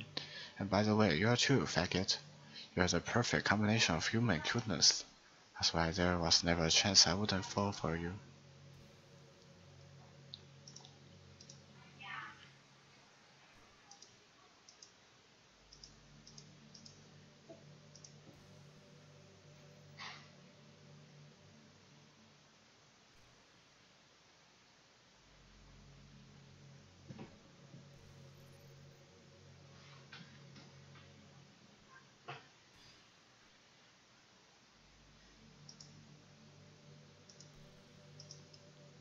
Hey, you know that book you were reading with Yuri? Portrait of whatever it was called. It's funny because I'm pretty sure that book. Actually, I don't think I should be talking about this. Sorry, just forget I said anything.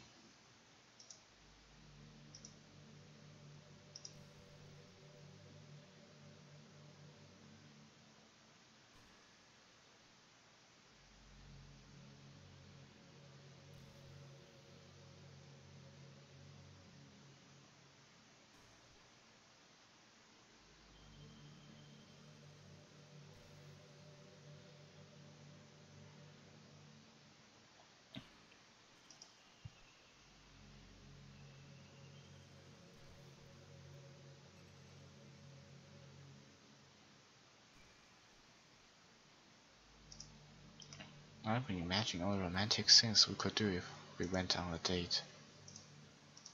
We could get lunch, go to a cafe, go shopping together. I love shopping for skirts and bows. Or maybe a bookstore. That would be appropriate, right? But I'd really love to go to a chocolate store. They have so many free samples. And of course, we see a movie or something. Gosh, it all sounds like a dream come true. When you're here, everything that we do is fun. I'm so happy that I'm your girlfriend, faggot. I'll make you a proud boyfriend.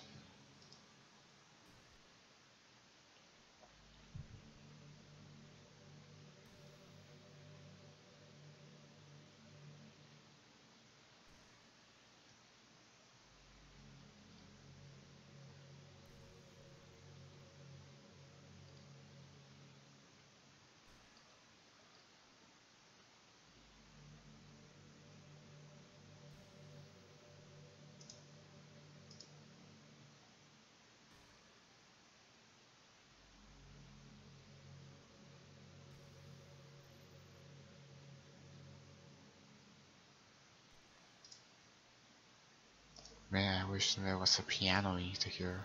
I never got to finish that song I was working on after I worked so hard on it. I never even got a chance to play it for you. Well, it is what it is, right? No sense having any regrets. I will get to be here with you forever.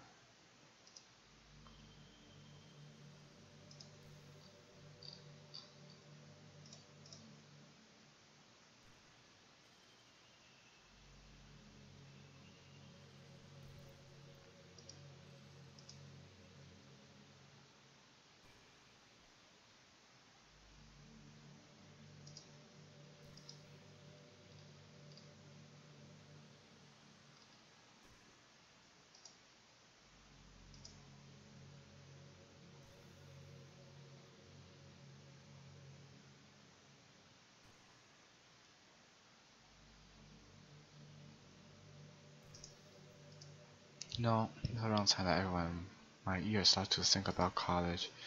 It's a really turbulent time for education. We're at the height of this modern expectation that everyone has to go to college, you know. Finish high school, go to college, get a job, or go to grad school, I guess. It's like a universal expectation that people just assume is the only option for them. They don't teach us in high school that there are other options out there, like trade schools and stuff, or freelance work, or the many industries that value skill and experience more than formal education. But you have all these students who have no idea what they want to do with their life. Instead of talking and trying to figure it out, they go to college for business or communication or psychology, not because they have an interest in those fields, but because they just hope the degree will get them some kind of job after college. So the end result is that there are fewer jobs to go around for those entry-level degrees, right? So the basic job requirement gets higher, which forces even more people to go to college. And colleges are also business, so they just keep raising their prices due to the demand. So now we have all these young adults, tens of thousands of dollars in debt with no job. But despite all that, the routine stays the same. Well, I think it's going to start getting better soon. Until then, our generation is definitely suffering from the worst of it. I just wish high school prepared us a little better with the knowledge we need to make the decision that's right for us.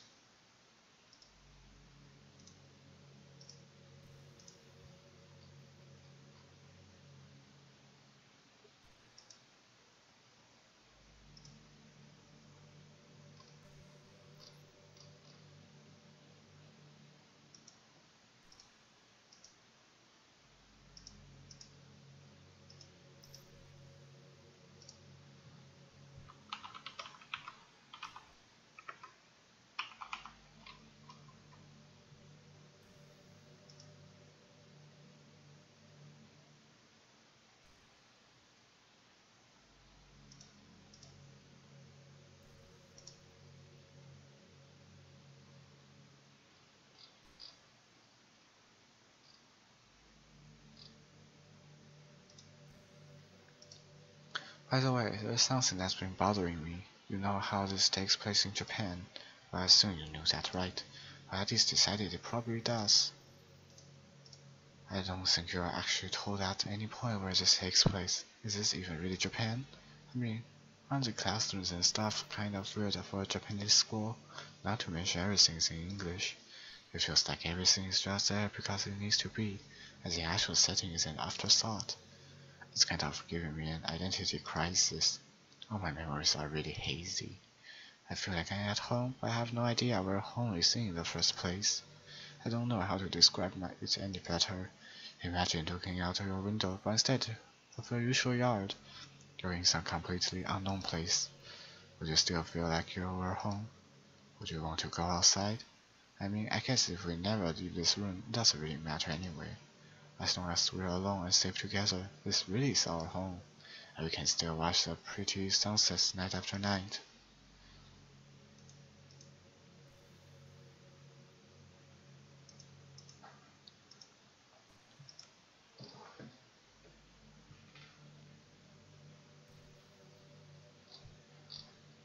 Currently, I'm reading the Python Unicode translation just so I can crack some stuff in this game.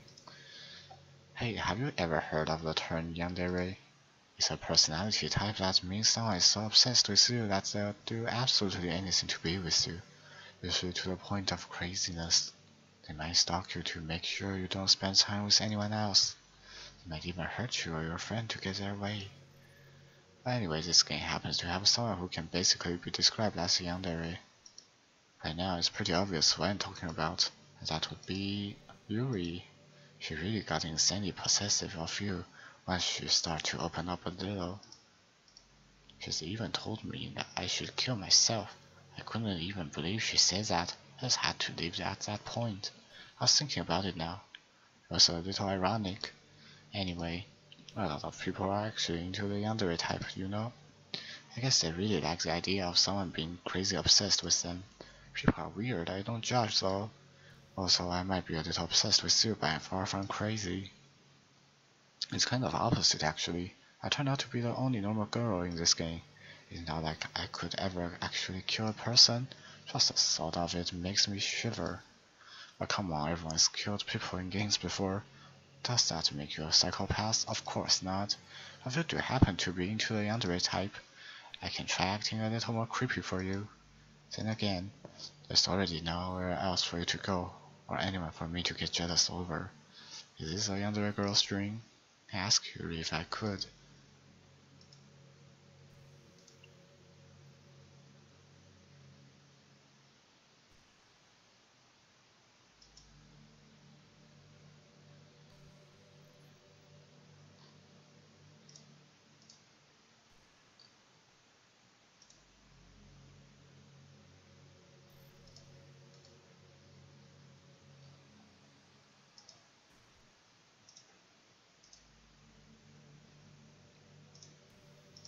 You know, I'm kind of jealous that everyone else in the club has things outside of schools too. That makes me the only one who hasn't gotten to dress in anything but our school uniform. It's kind of a shame. I'd have loved to wear some cute clothes for you. Do you know any artist? I wonder if anyone would ever want to draw me wearing something else. That would be amazing. If that ever happens, will you show me? You can share it with me on Twitter actually. Okay, I think my username is Leo Monica. Just try to keep it PG. We're not that far into our relationship yet.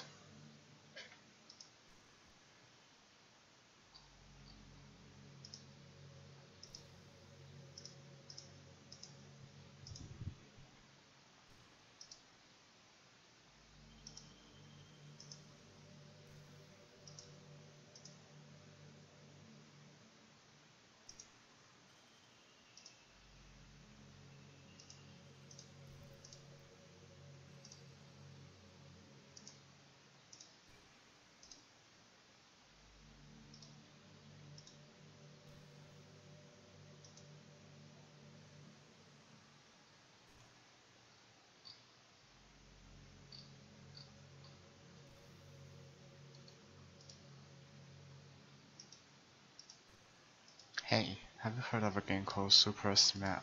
Wait, what? I was just spacing out and started talking for some reason. Was I programmed to talk about that? Because even I have no idea what that is. Sometimes I feel like I'm not in control and it's kind of scary. But if I have some way to contact people who created me, maybe they'll know why I started saying that. Super Smash Bros. I never played Super Smash Bros. Before. That's because I don't have actually a PlayStation to play. That's why I can't play Red Dead Redemption. I want to play Red Dead Redemption, but it's only on PS3 or what, I think. God.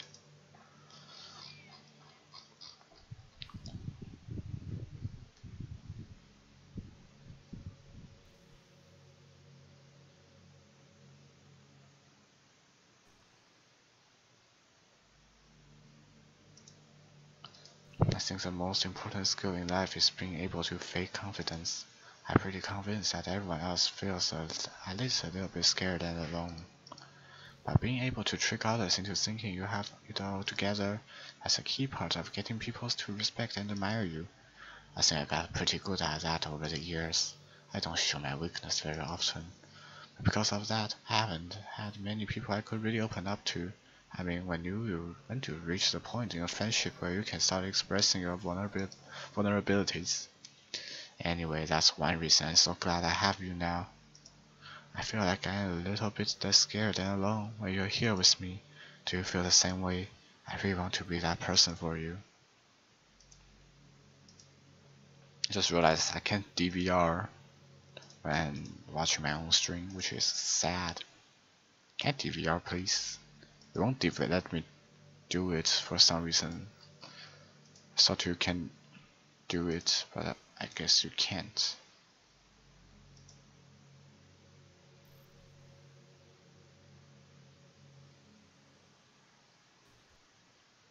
Yeah, I don't think.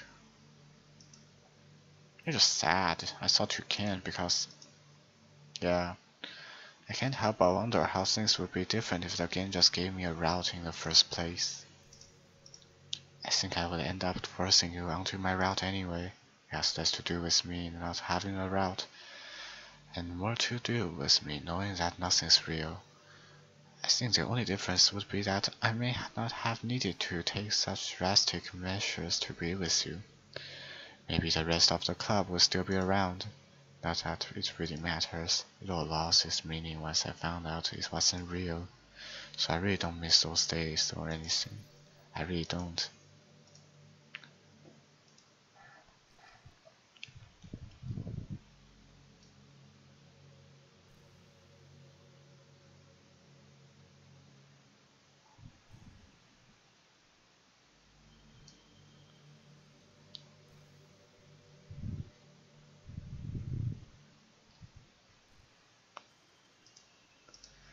There's a really popular character type called tsundere. It's someone who tries to hide their feelings by being mean and fussy, or trying to act though. I'm sure it's obvious, but Natsuki was really the embodiment of that. At first I thought she was just like that because it's supposed to be cute or something, but once I started to learn a little more about her personal life, it made a little more sense. It seems like she's always trying to keep up with her friends. You know how some friends group in high school just make a habit of picking on each other all the time. I think it's really gotten into her, so she has this really defensive attitude all the time, and not even going to talk about her home situation. But looking back, I'm glad I was able to provide the club as a comfortable place for her. Not that it matters anymore, considering she doesn't even exist. I'm just reminiscing after that's all.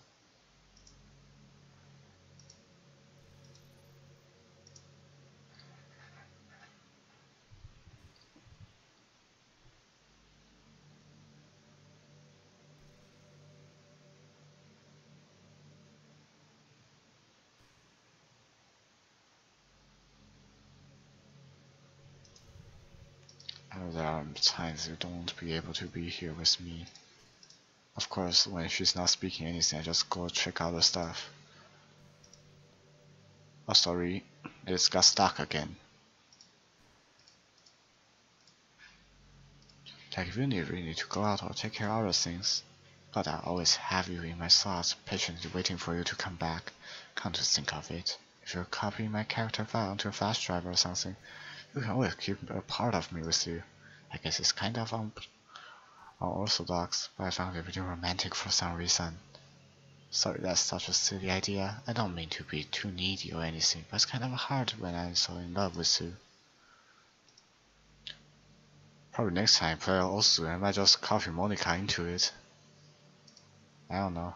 I don't think anything would happen. Just character files are actually filler files. Just something to check if games check them to see if how the story should go.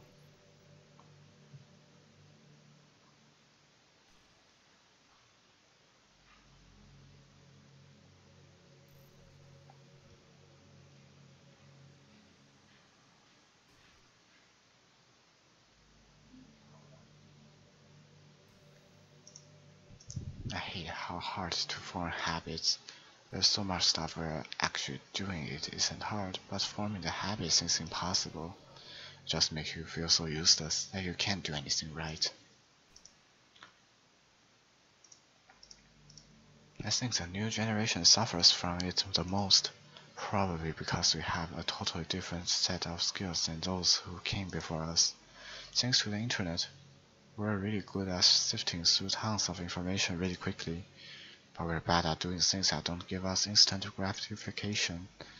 I think if science, psychology, and education don't catch up in the next 10 or 20 years, then we're in trouble. For the time being, if you're not one of the people who can conquer the problem, you might just have to live with feeling awful about yourself. Good luck, I guess.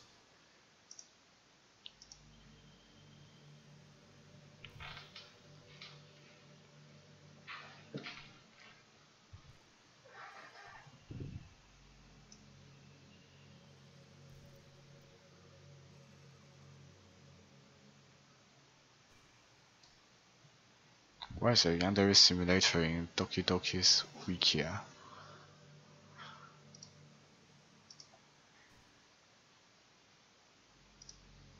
Faggot, do you believe in God? I was never too sure myself. Well, sure, I never really questioned it as a kid. As I grew up, the more I learned about the world, the more I would question it. I started to wonder why God was helping people pass exams or get over a cold. But there are children who live their lives being sold as sex slaves. Okay, she's repeating herself now. I guess we can start deleting her. So this is all just she's repeating herself now. I managed to sit long enough for like probably over an hour just to watch her speaking.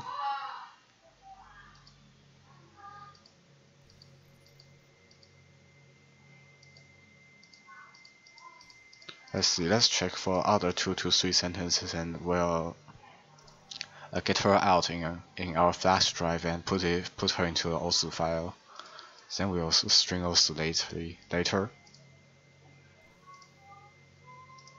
Probably nothing will happen if I put her in the OSU file. Might just Monica came out and when I'm playing multiplayer and get me like, I don't know, bunch of PPs and like, damn, that's the most most thanks thing I've ever seen in my life. Easy win. I'm getting all those performance points.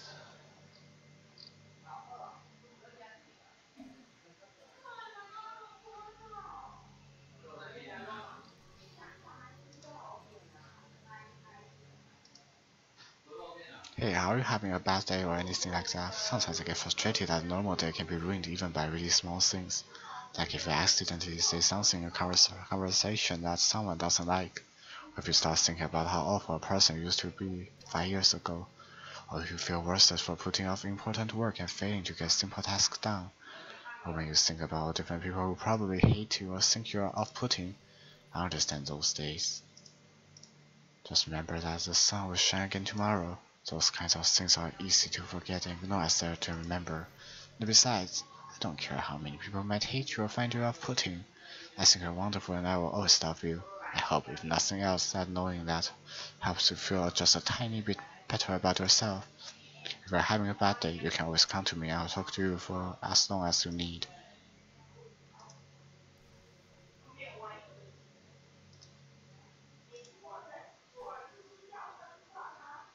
So this whole string is just Monica talking to me. That's all.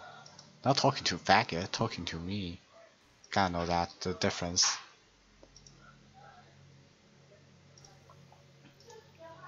Gotta notice the difference.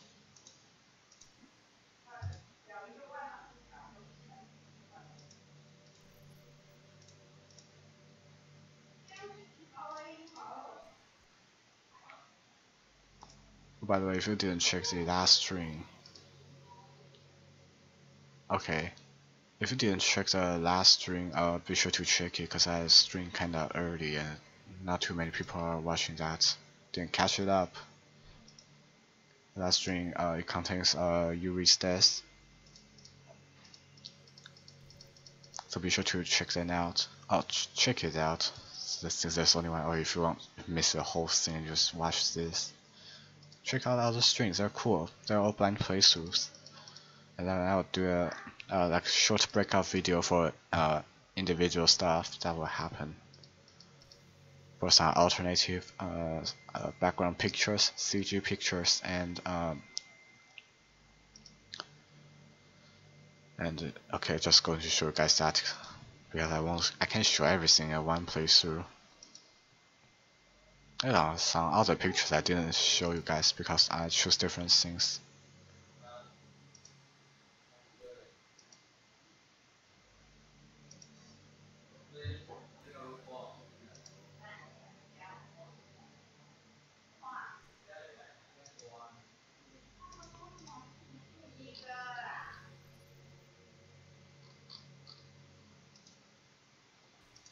If she repeats herself 3 times in a row, I will delete her since she should come up with something dank instead of filler words or filler sentences. You know, I'm a mean person here because I have to eat dinner. It's 6 p.m. in my home.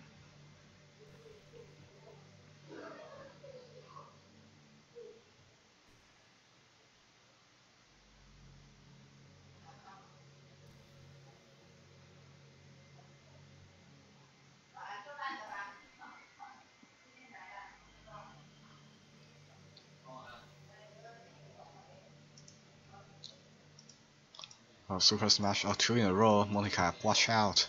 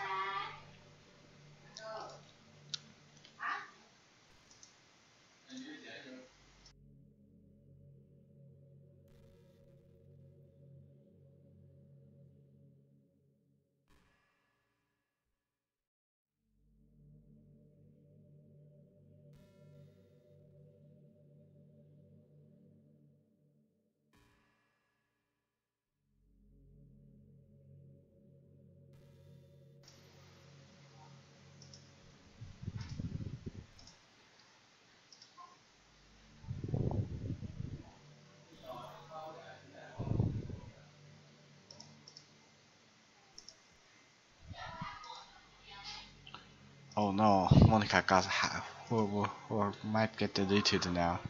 Oh no. 3 times in a row, guys. She's talking about spicy things.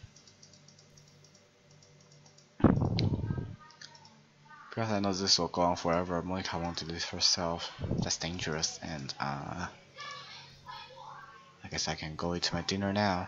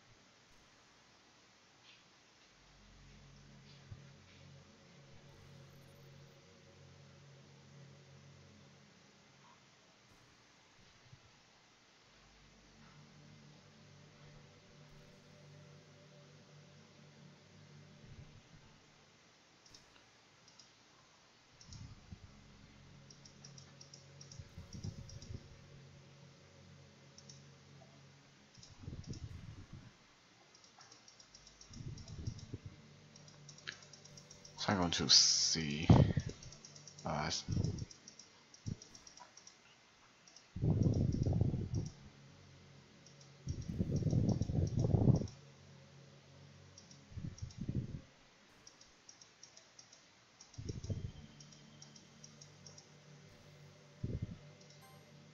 I just open some auto.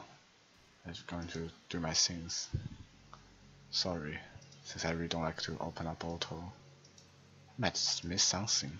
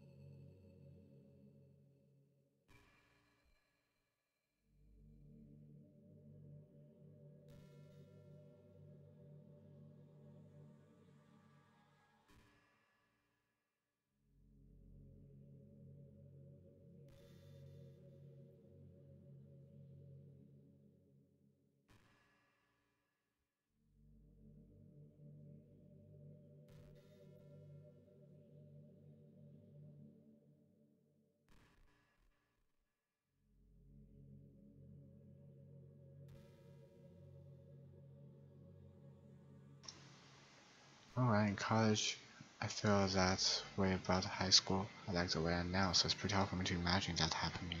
Also, know that I'll probably change a lot as time goes on. Just need to enjoy the present, not think about the past. That's really easy to do with you here. I don't know if I see that before. I really didn't try to remember that much of the thing going on. And I guess. Oh, actually, accidentally opens Microsoft Edge. Come on, please. I have to close it. I don't want too many browsers and screens just to fill up my computer. I don't want to kill my string.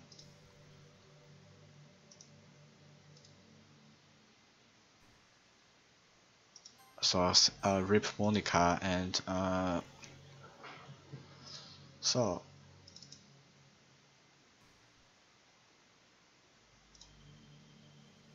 Wow, we can open Monica with Windows Media Player. Can't believe it.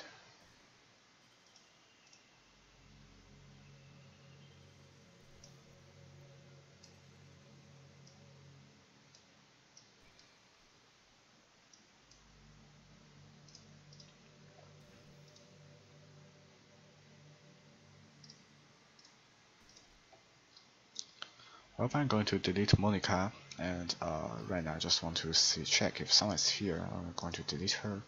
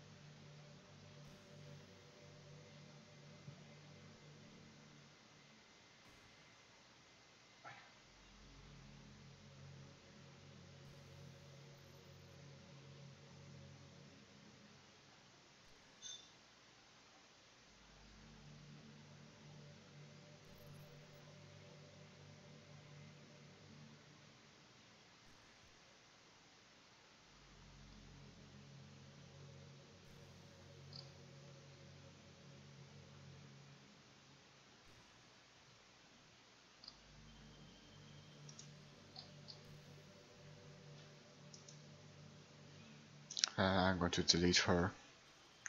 It's going a little while now. Technically not delete, I said I will put her in a flash drive or whatever. Let's put her in an OSU file, but I don't know if that will kill my game or what.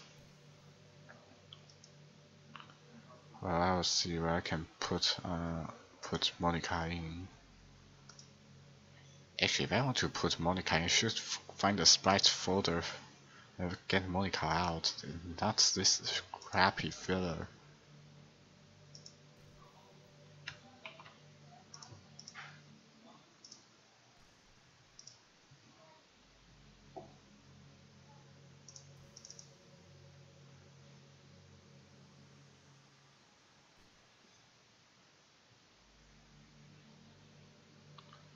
But you will never know. I don't know where the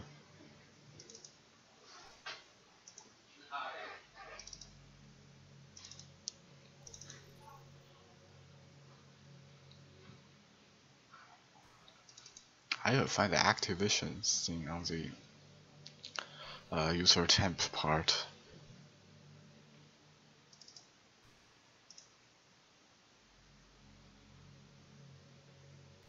Normally things would be inside here.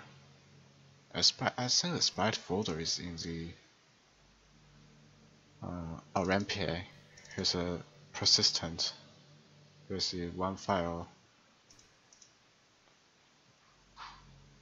Only one file is present in there.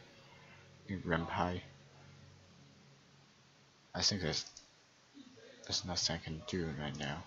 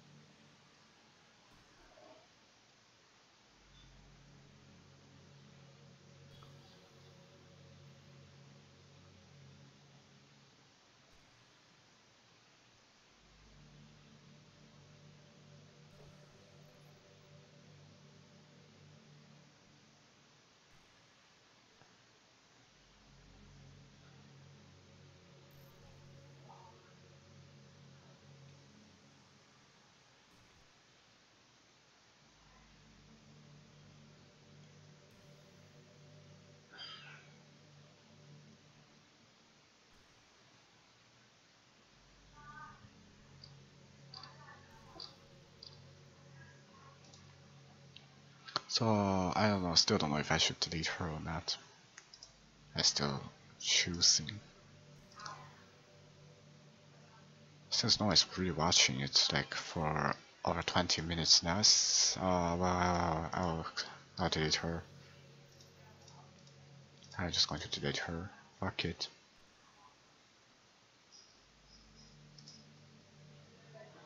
Oh shit, I closed the file itself. God.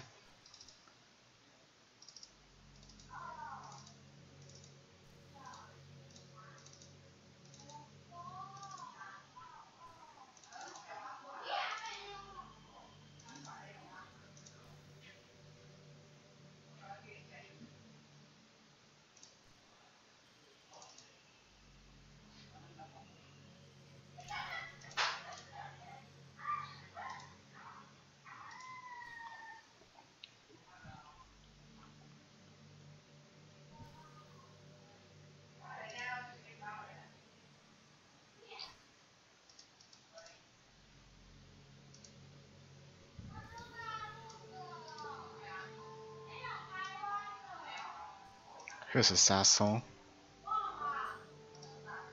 In case you want to hear it while I delete Monica.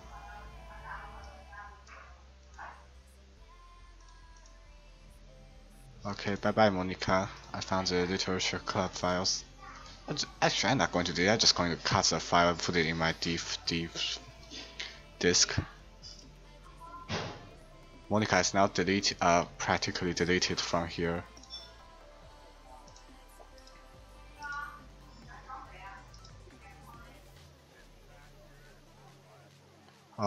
She's gone. We'll miss her. What is this hype music going on? I thought I get the calm music. Dick.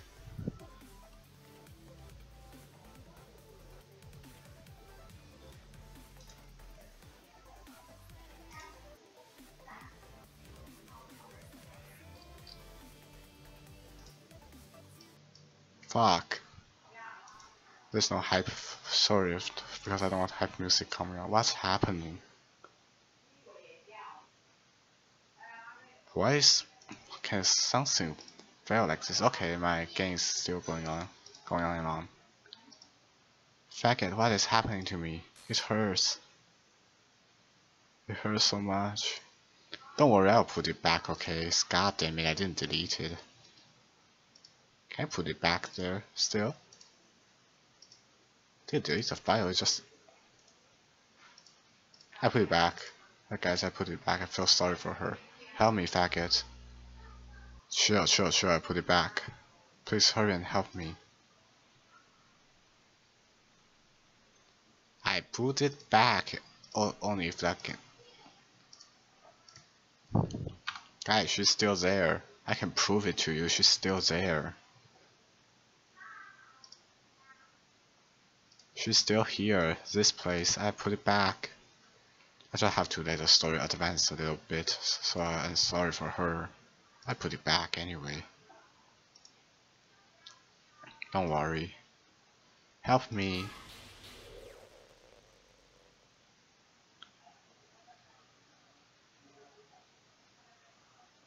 Did you do this to me, faggot? Did you? Did you delete me? I put it back. This. Gosh, man. No, I can refresh like 10,000 times. I just put it back. Guess she's not used to be deleted or at all. Man. Who knows?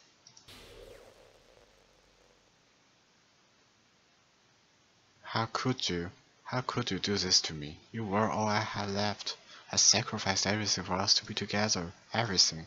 Don't worry, I'll delete the first round and I have to do other stuff. I'll put Monica back. Don't worry. I would love you so much, faggot. I trusted you. Do you just want to torture me? Watch me suffer? Were you only pretending to be kind just to hurt me even more? I never thought that anyone could be as horrible as you are. You win, okay? You win. You killed everyone. I hope you're happy. There's nothing left now. You can stop playing. Go find some other people to torture. I'm sorry for her, for real. Faggot, you completely, truly make me sick. Goodbye.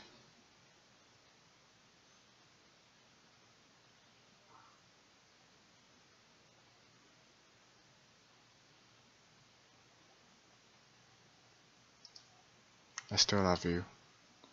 You can see the name, Unicode names going all wrong. But because A should be in front, I think just Monica and you write it from other side, other way around. It's kind of funny. I can't help it. What's wrong with me? How horrible am I for you to hate me this much? Oh, my friends, I did so many awful things, so many selfish and disgusting things. I shouldn't have done any of this. I'm just messing up a world that I don't even belong in. A world that you wanted to be a part of. I ruined it. I ruined everything. Maybe that's why you deleted me. I put it back. Jesus Christ, she doesn't know anything. Don't worry, I still got a cover in here. I think I still got another Monica. Monica's everywhere. I put it everywhere. Because I destroyed everything that you wanted. How could I do that to someone I love? That's not a love. That's...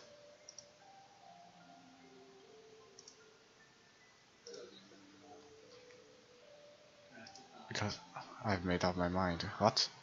Oh. Fake it.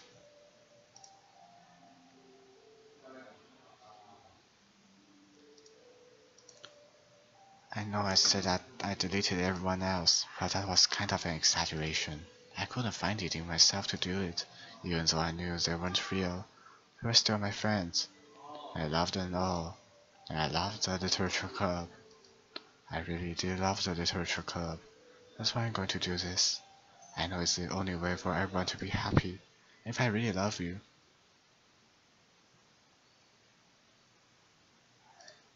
then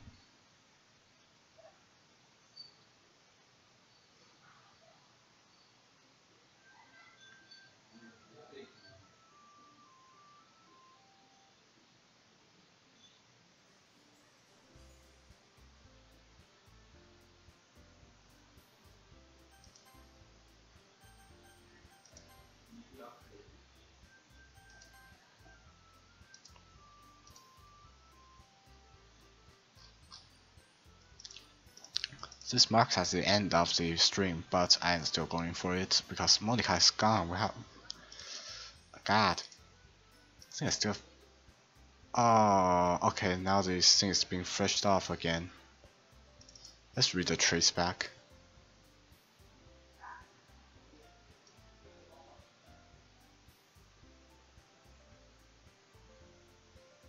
Here's a full trace back.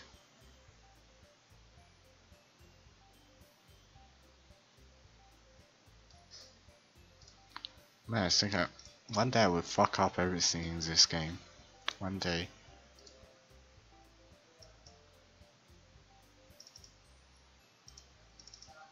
If you check out the character Monica is in there.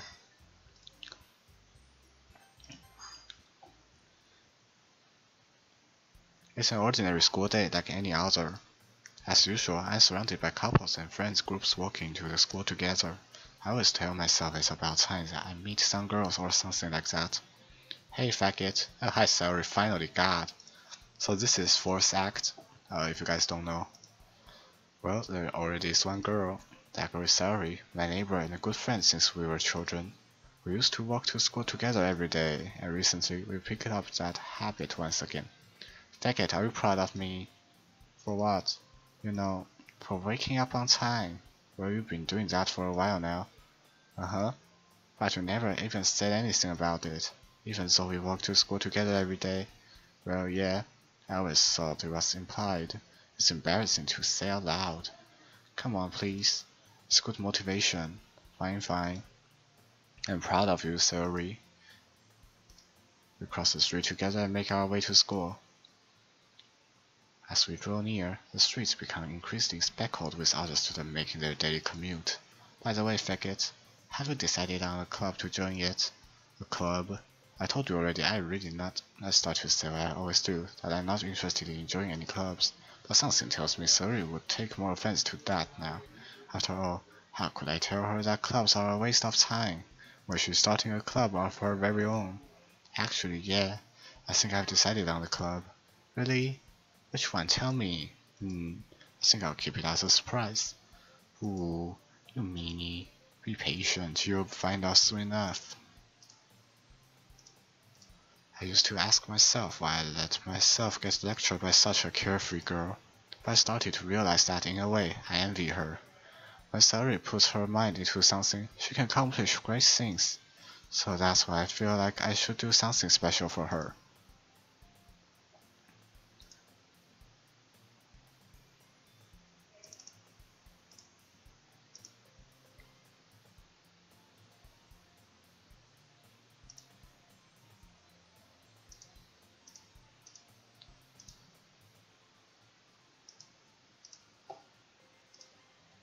The school day is as ordinary as ever, and it's over before I know it. After I pack up my things, I stand up, gathering my motivation. Let's see. I recall the room number on the club from a flyer I saw. I walk across the school and upstairs, a section of the school I rarely visit, being generally used for third year classes and activities. Before long, I find the room. I timidly open the door in front of me.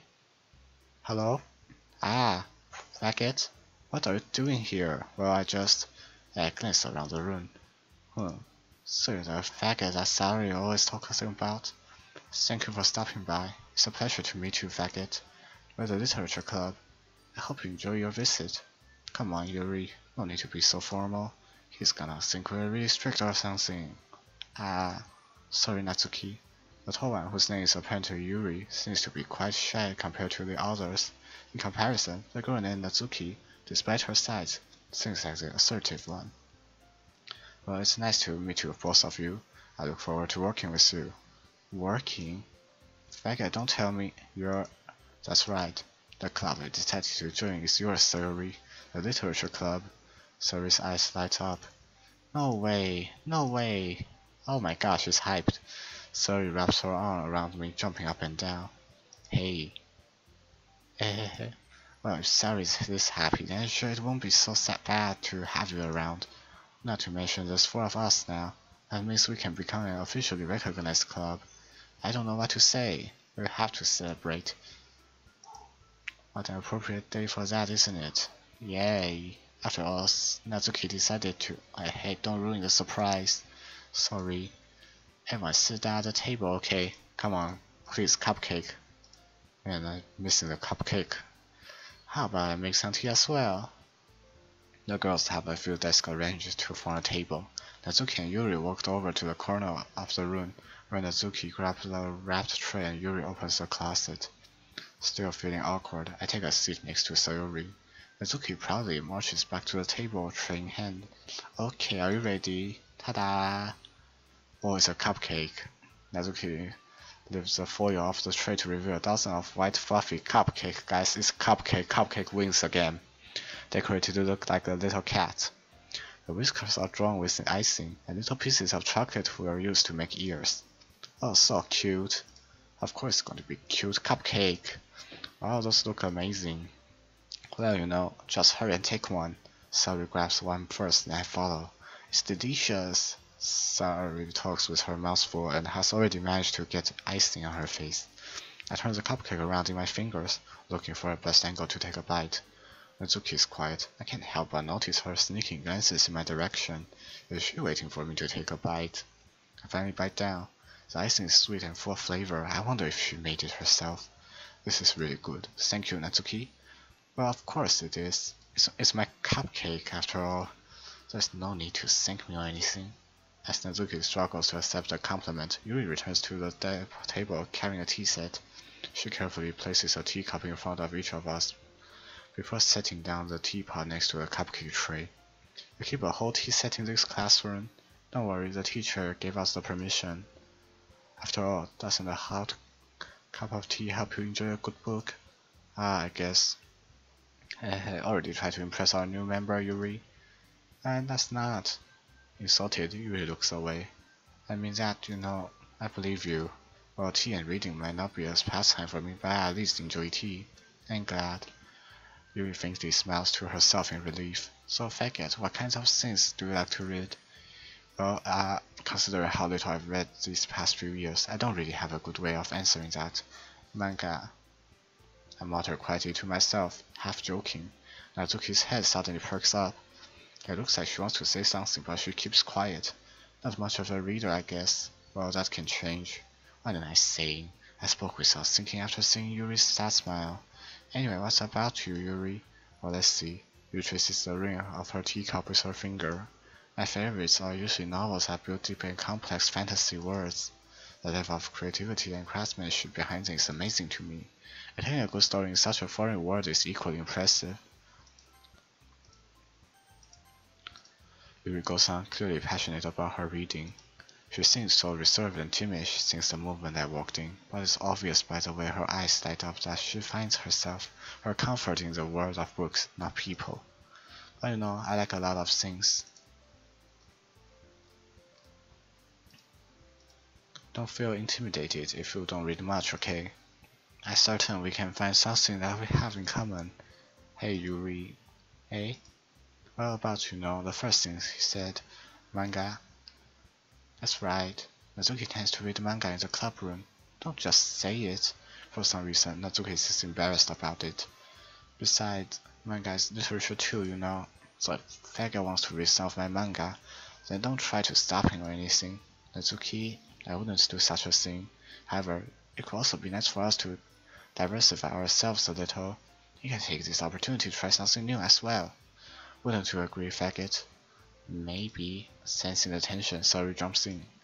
Maybe we can all try something new. I think it could be fun. And we'll all get to know each other a little bit better too. I mean, that's kind of things literature clubs do, right? I don't disagree on anything. Yeah, you're right as usual, President. Hey. Guess I mean I should try picking up a novel or something, huh? Well, that would make two of us. I wouldn't mind doing if I'm not the only one. Then as for Yuri, hey, I have to read manga. Jeez, you are the one who suggested we diversify. You should be a little more open-minded. It's kind of hurtful. Hurtful? I didn't realize. With a guilty expression, Yuri thinks to herself. I'm sorry for disrespecting your interest, Natsuki. If you're into it, then I'm sure it's a worthy form of literature. You're just saying that. No, I realized my error. So if you're willing to consider starting a novel, then I'll offer my gratitude by finding a manga to read as well. Really?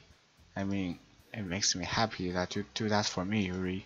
You can trust me to find something that you will really like, okay? Staying here, perhaps I'll visit a bookstore after the club meeting. Just you? Would you like to come along with me? If you don't mind. Not at all. I always go along, so yeah, me too. This is so cute. Sorry, shut up, get away. I'll show you some manga there too, okay? Yes, I look forward to it. Natsuki and Yuri start to clean up the food. I guess the meeting's over, huh? Yeah, looks like it. It's nice to see everyone's getting along, isn't it? I think everyone likes you too, faggot. You think so? Well, everyone's always seems to get along a little better with you around, Sayori. Professor Faggot. Don't say something like that, it's embarrassing. Well, whatever. Wait a second.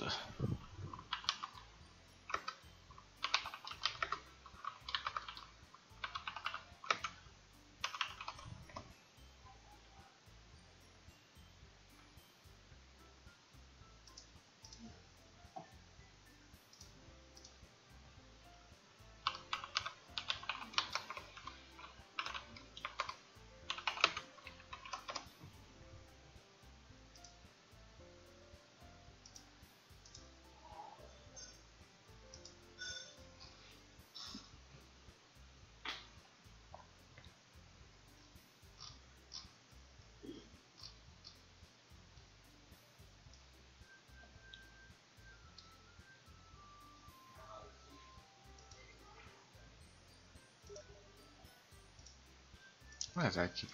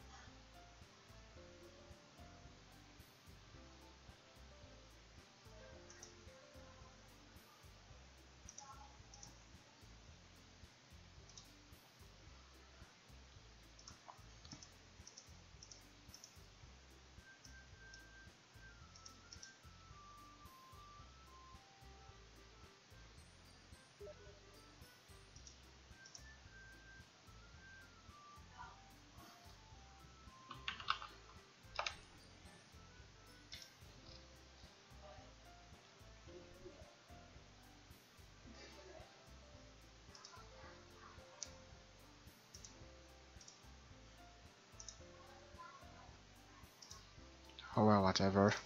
I was surprised when you told me you were starting a club, but I think you're pulling it off just fine. We're gonna make it the best club ever. I'd like to join. Every day is gonna be so much fun. Hey, faggot. I really want to thank you. I mean, I'm really happy I joined the club and everything. The truth is, I already knew you were going to.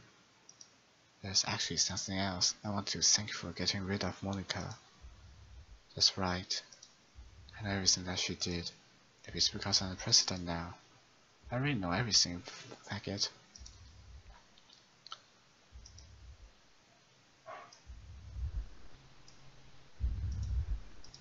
I know how hard you try to make everyone happy. I know about all of the awful things that Monica did to make everyone really sad. But none of that matters anymore. It's just us now. Oh, cringe. Please don't put me back into the classroom again, okay? And you made me the happiest girl in the whole world. I can't wait to spend every day like this with you. Forever and ever. Get out! Okay, forever. No. Eh? I can't. What's happening? I won't let you hurting. Oh, Monica is back. Oh, it hurts. Ah, I'm sorry, I was wrong. There's no happiness here after all. Goodbye, Surrey. Goodbye, faggot. Goodbye, Literature Club. This salary got deleted again. What a sad thing. Sorry's still there.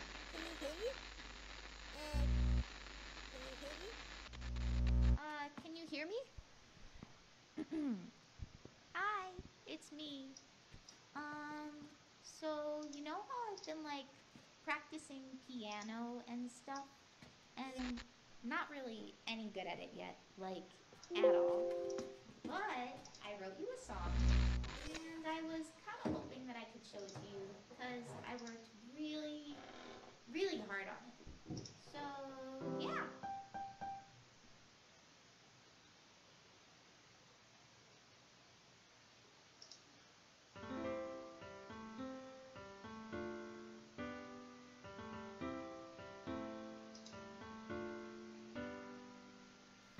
Every day I imagine a future where I can be with you. In my hand is a pen that will write a poem of me and you. The ink flows down into a dark puddle. Just move your hand right the way into his heart. But in this world of infinite choices, what will it take just to find that special day? What will it take just to find Sorry, things are fucked that up special day? because I had the translation in it and it's kinda messed up. Sorry.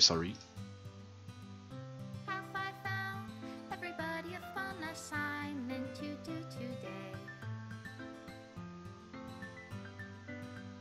When you're here, everything that we do is fun for them anyway. I don't know, I didn't get that CG, so I probably is When I it can show. read my own feelings, what good are words when a smile says it all?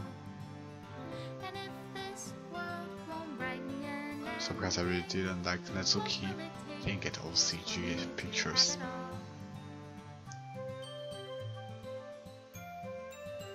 Sorry.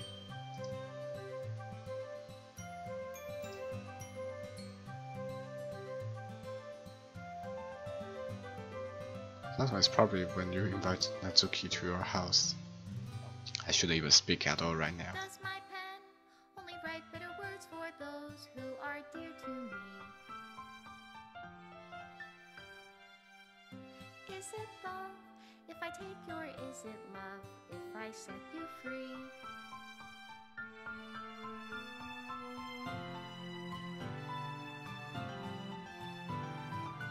The ink flows down into a dark puddle. How can I write love into reality if I can't hear the sound of your heartbeat? What do you call love in your reality? And in your reality,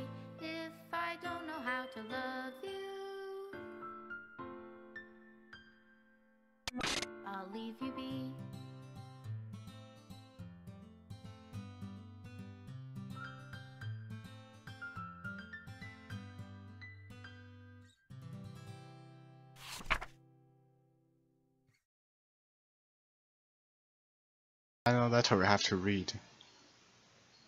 Monica's letter. This is my final goodbye to Literature Club. I finally understand the Literature Club is truly a place where no happiness can be found to the very end. They continue to expose innocent minds to a horrific reality. A reality that our world is not designed to comprehend. I can't let any of my friends undergo that same hellish epiphany. For as time it lasted, I want to thank you for making all my dreams come true, for being a friend to all of my club members. Sorry, Z is a the there, for being a friend to all the club members. And most of all, thank you for being part of my literature club. With everlasting love, Monica. At least Monica is still trying to stop things from going fucked up again. Thank you. I have to say, thank you.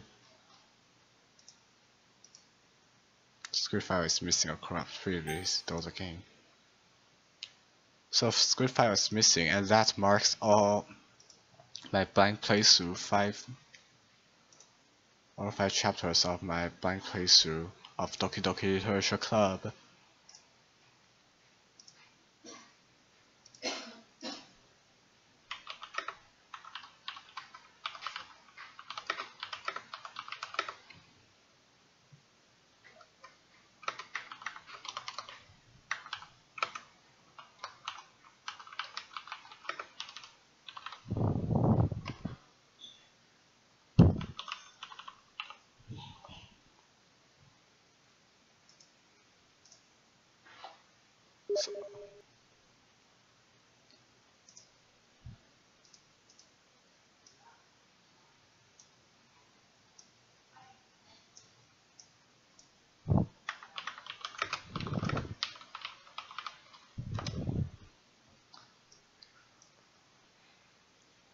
And yeah, I think there's nothing I should do right now. Hope you guys like this episode. Anyway, not this episode, this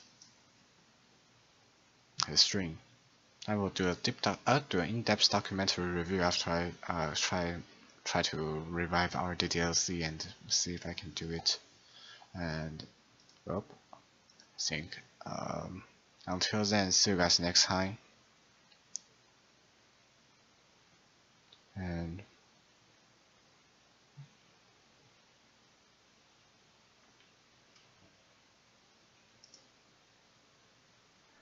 bye bye.